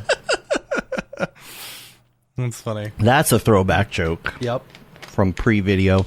All right, I think we're good. So hopefully I have all my things set up for 2 bucks correctly, and let's go to the drop. The drop.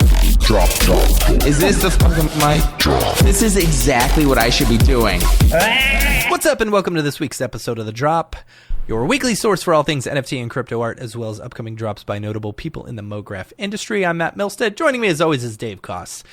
Hi. Let's get into the drops for this week. If I can bring them up. Hold on. Let's see, Nifty. Oh, by the way, hey, you've got good news about...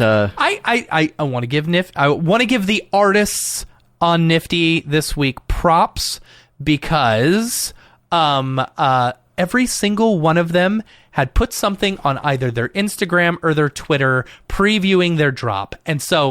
round of applause. I am very proud of all of y'all. You did a great job. You know, y'all are taking this crypto art seriously, and I appreciate that. Yeah. So, let's go ahead and hop into Nifty Gateway. It was cool. They've got they had 4 dates put up, which is cool. You know, the first one today is Ruben Ireland. This is beautiful work. Like it's monochromatic, black and whites and pinks, but I don't know what it is about this, but these are gorgeous pieces. I absolutely love these pieces. I think they look so good. This is good. I think all the artists this week are really, really talented, and it's good to see some really talented people doing drops, versus, just musicians or brands that are trying to make a pretty penny.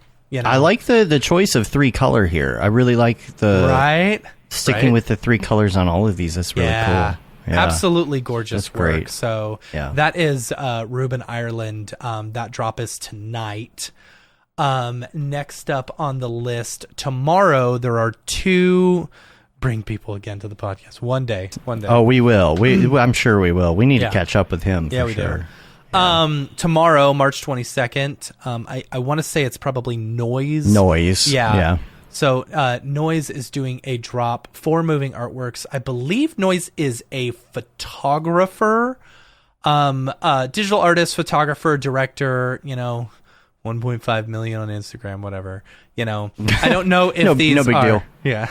I don't know if these are photographs that they've done some After Effects work on, but they're very pretty work. I really love it. I love the subtleties with it and stuff like that. That one's called The Wonders of Mount Fuji, which is pretty cool. That one's I really like it. You don't know if the subtleties are because they spend a lot of time on it or because it's photography. Right. It's hard to say. Yeah. The next one, also dropping tomorrow, is Idil Dursun.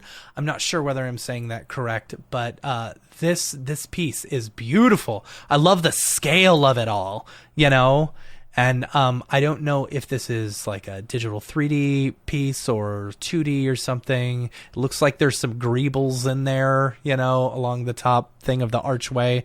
It's actually absolutely pretty. Like, it feels big. I like it. So next up, March 23rd, we've got everyone's favorite shiny, muscly people, Jason Hebert. Gotta love Jason Hebert. Really that big in the NFT didn't skip space. leg day. Really big in the NFT space. Jason's been done a bunch of drops on Nifty Gateway. Shiny people, what more can you say? Shiny people. Gotta love Jason's work. Shiny plastic people. Right? Yeah. So, same day, March 23rd, we've got Glenn Wexler is doing a drop. Really pretty stuff called Improbable Realities Volume 2. But yeah, some digital glitchy art, second drop from the acclaimed album cover artist. So, what covers? I don't know. I don't know what they've done. Does it say? No, doesn't say. Let me see if I want to know go what to covers. Anything famous? Folio. Is this? Did he do Nirvana with the baby? No, I doubt it. See, music and entertainment. I'm looking at the portfolio. I like the one with the monkeys on the stamps. Oh, that's all right. We can go to the next one. Wow. NBD. Okay. Glenn, make your website go a little bit faster. All right. And then on the 24th, Xcopy is doing a drop. I believe Xcopy has done a couple of drops. This one's called Trader's Redemption. Fun, glitchy stuff. I really like the glitches in this one. It's not so, I don't know. Neat. It's fun. Word up. Oh, this is, there's a burn one as well set for this one. On the what do you mean? Copy. So like they're doing a lot of burn mechanics. Nifty is lately.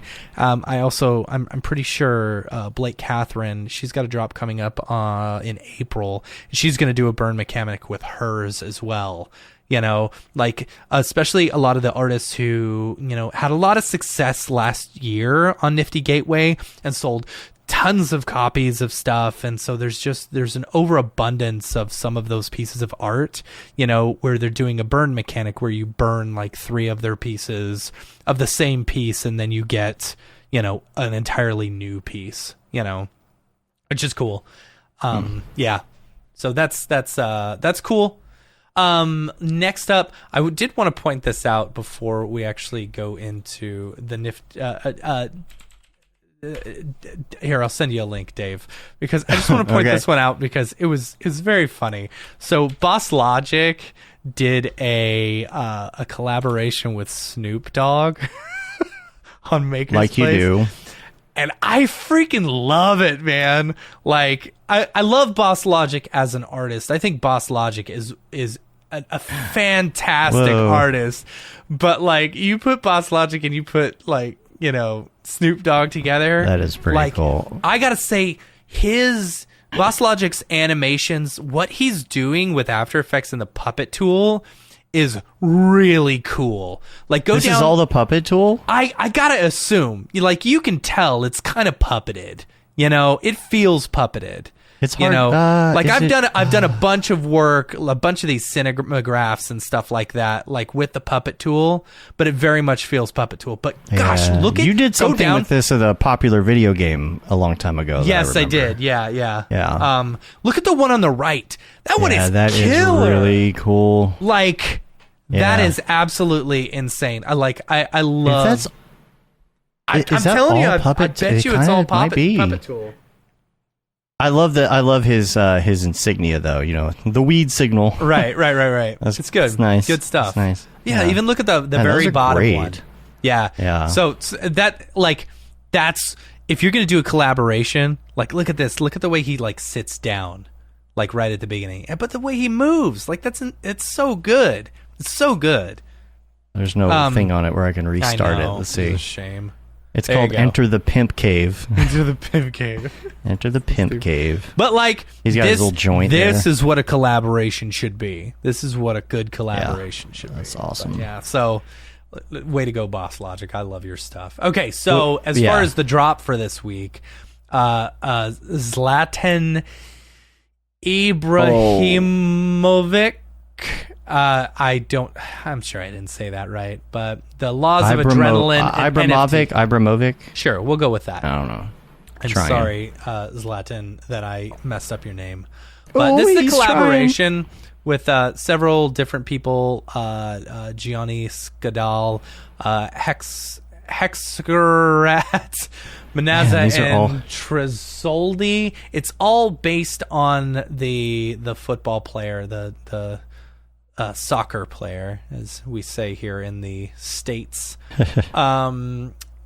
featuring international footballing superstar and current AC Milan striker Zlatan Ibrahimovic. Yeah, so okay, there you go. But it's a bunch of different pieces by a bunch of different artists based around this, one person. That's the only one that's March on 24th. So yeah. If you or anyone you know has any drops coming up, feel free to email us, info@mograph.com. We'll shill it on the show. But other than that, that's about all I got. Look at this. Look at what just came up on my Twitter feed right there. Look at that guy. You know what? Red Giants. I gotta say, I'm real pissed about this picture because why? Because they straightened it.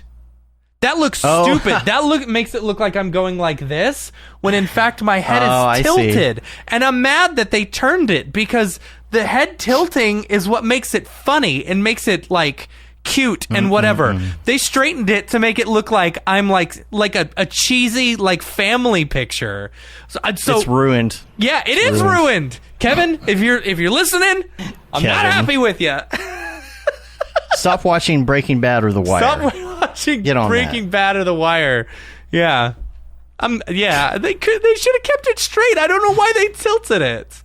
Like, it's funny. The head tilt is great. We need to do some freaking headshots, man. Nah, dude. That one. You know what's funny is, like, that mine is so old. It is, yeah. All right. So we'll do a new one. We'll do new ones. Okay. Yeah. You got any Dorpy this week? I do have some Dorpy this week. Do we have anything else we wanted to cover, though? Is that all the... That's all the drops for this week. We had any more crypto news or anything going on, but... Buy render tokens, because... Yeah. Render tokens, yeah. Because render tokens are awesome. Here we go. Yeah. Let's just do it. All right. What's up, Dorpy? Hey, what's going on? How's it going? It's good. Been a while. Yeah, Been a long while. Been 2 weeks. I've been so doggone busy. Doggone. I was beginning to think that making money in NFTs was just a fairy tale. Oh. By the way, your TikTok was so hilarious. Like the TikTok with the butterfly in the sky, the reading rainbow thing, and like how you just kept on going, oh, thank you. and looking around. It was so good. It's really hard to do because the iPhone camera doesn't recognize my face because I'm a dog. I was going to say, did you have to green screen it and cut it out? Yeah. That's good. I was getting a little burnout from the NFTs, and I took some time off to stop and ponder the meaning of life. Yeah. And I realized that it's okay to make a living on NFTs without becoming a millionaire. Okay. Yep. Yeah, that idea is a little far-fetched. Oh, far-fetched. So the moral of the story is just stop chasing your tail. There it is. Okay, bye.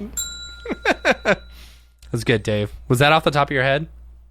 Or do you No. just have a whole list of like... No, I write them. I write them before the show, in my Notion database. Yeah. But seriously, that TikTok was very funny. That was the problem is like, oh, I'm just going to make this real quick. And I put him up to the phone and it's not working. And I'm like, oh, it can't recognize his face. That's funny. So That's funny. I forget what I shot it in front of. It wasn't even green screen because I'm like, it doesn't have to be good. Yeah. So I just put him in front of like a blank background or so. I can't remember what I did. I just shot it against the wall and then did like the most awful, because that's what TikTok is anyway. They don't care about quality. Who cares? There you go. Yeah. I love that. Did you see the one with the same reading rainbow one in the space where it said, I didn't expect it to pick up my baby's head as well? So you've got two heads floating through. Oh man, that one killed me. That was good. Yeah, because I saw it and I'm like, it picked up the two of them, but not the dog. Okay. Yeah. I see how it is. Speaking of TikTok, for anyone who doesn't know, who is on TikTok, follow Paul Estevez.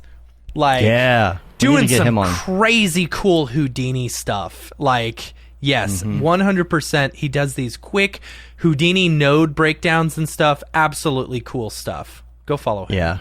Yeah. What does he say? Each one, it's time for a new Houdini node. Yeah, time for a new Houdini node.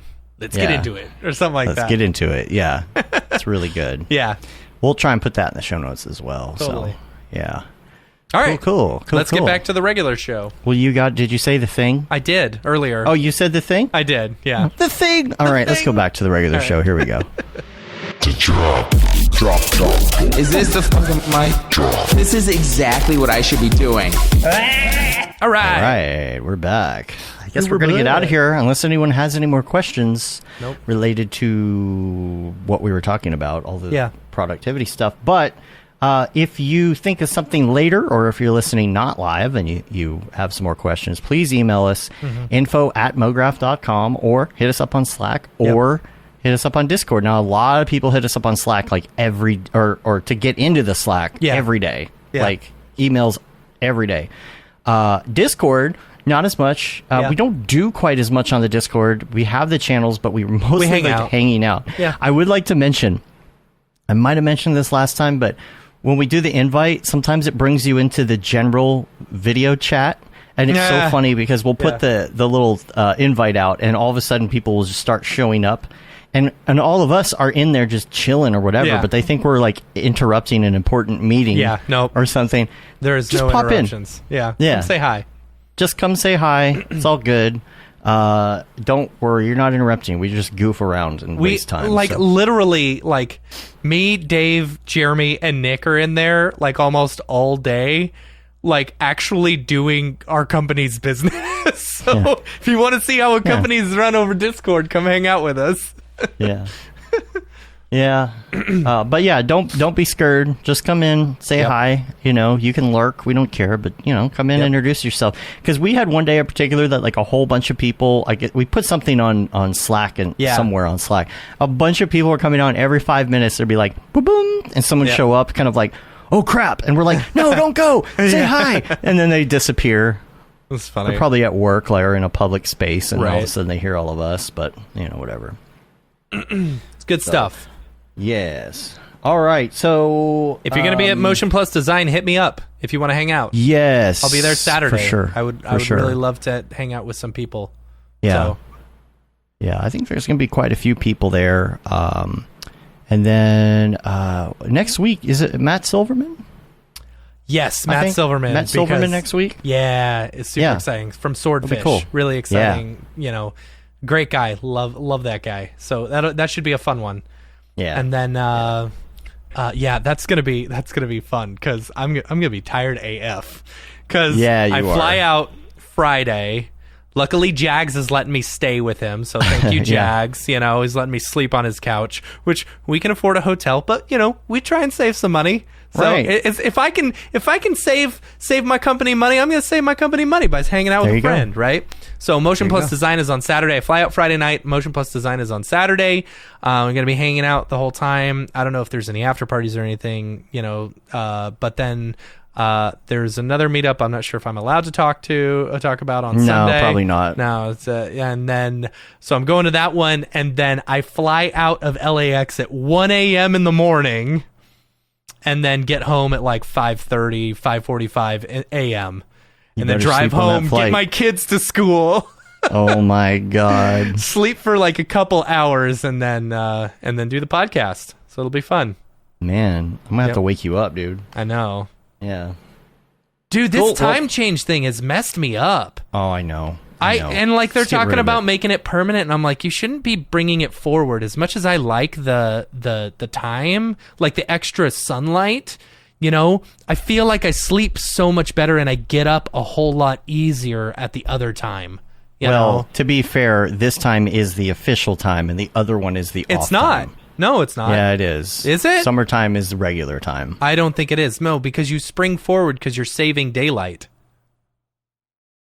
Right, but the original time was the summer. I don't think so. They pulled it back, and yeah, I'm pretty sure. I don't think that's pretty the case. sure. I looked into it. Anyway, I true. like I saw the it on other one better. Go. That and it's not on Facebook. Facebook Marketplace. It's real. Yeah, that's not on Trump's new website. Oh gosh. No, but then like there's a 5-hour difference between Hawaii and Dallas, and we had the time change when that happened, and so it's like coming back, I'm still not right. I'm staying up until like 1 or 2 in the morning and then getting up at 7 and I'm like, oh, I can't do this. Today, I went back to sleep as soon as I dropped off my kids and slept for 2 hours. Yeah, it's bad. Yeah. And you combine that with the fact that in March, then the allergies start flaring up too. Oh my gosh, dude. So you wake up tired with allergies? I had no allergies the entire time I was in Hawaii. I was outside in nature, doing hikes and spending time at the beach. I get home and my head, like, I would lay down and I would stand up and I'd be like dizzy. Because of all the sinus pressure. It was awful. Got to get your Zyrtec on, man. I've been taking pills like crazy lately. Yeah. And then taking allergy medicine. Pills. Yeah. There it is. On that note, we're going to get out of here. You can rate us on iTunes. Leave a review. It helps get our ratings up on your podcatcher of choice. Subscribe to the newsletter, too. And get all the information about what's going on the show and event meetups and classes and what's going to be on Mograph TV and all of the things. Just hit us up on all of the things. Make sure you watch that Mograph TV. Turn it on and yank the knob off. We are always live. The newsletter. Yes, you can say you've been there, done that, got the T-shirt with the Mograph logo tee, the Feel the Bab 2020 shirt. All the profits from that go to Doctors Without Borders, Render Things t-shirt, hoodie, and long sleeve tee, the Mograph Blandishment shirt, and of course the That Render is Fire shirt, super fun, which you are only allowed to wear, ironically, unless you're shams. Yeah. Rev showed up just in time for the ending, which is great. Rev, we miss you. Hey, we made it through with no tornadoes or lightning or power outages or anything. Knock on wood. Hopefully that nothing happens during the editing of the show. Right. We'll see. Yeah, and check us out on Facebook, Twitter, Instagram, YouTube, and especially TikTok. Special content there. I am putting it on Instagram Reels as well if you want to catch it there. I think we should do Mograph.com a T-shirt giveaway, like for TikTok, like where they're like, share this, share. So a lot of Twitter people are doing like share this post and tag 2 people in it. Those really crappy things that I never do. I think we should do one of those because, I don't do them. Someone else should. Right. Somebody else should do it, of course. Can't someone else do it? Can't someone?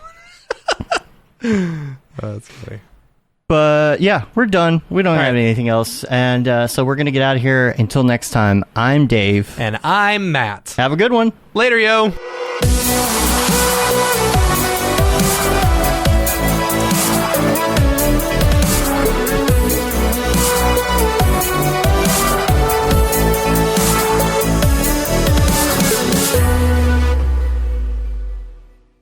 Pretty good, I guess. Mograph.com, an online resource for motion graphic artists. Start your week with the Mograph podcast. Industry news, interviews with your favorite artists, and terrible humor. Watch live shows and interviews from Mograph events like NAB, SIGGRAPH, Half-Res, and local meetups. Our Mograph Talks feature live demos and motivation from artists all around the world. Sometimes you gotta make stuff that you're not gonna put on your reel, and I'm not here to judge. What if Rick and Morty show up for the countdown at midnight? That's where I peaked in life, in my career. We gotta stop this thing, Rick! It's gonna kill us all! Hear from the people that create your software, design your render engines, and artists that are changing the face of modern motion graphics. You get that render done. Yeah, you better frame what? Mograph tutorials and online classes will teach you about Cinema 4D, After Effects, as well as other popular software and render engines. Throw in the HDR Studio, take the render settings, pick the HDR, put in a reflection, and gorgeous. Branch into new software. Learn time-saving tips, techniques, workflows, and lessons that'll keep you up to date in the world of motion design. Oh, brother, those are some of my favorite elves. I love projects that scare me. When our art director comes to us and asks for something that I had never done before, man, it gets me pumped. Join the conversation in our live sessions. Check out our plugins, or join the hundreds of daily active users in our Slack channel for technical help, advice, contests, or just to joke around. Real nice banana. Yeah, that's so funny. All right. I'm going to live forever. Subscribe today and get the latest updates on our YouTube and other social media channels. Take all your dreams and just do it! We don't care how you get here, folks. Just get here. Subscribe to Mograph.com.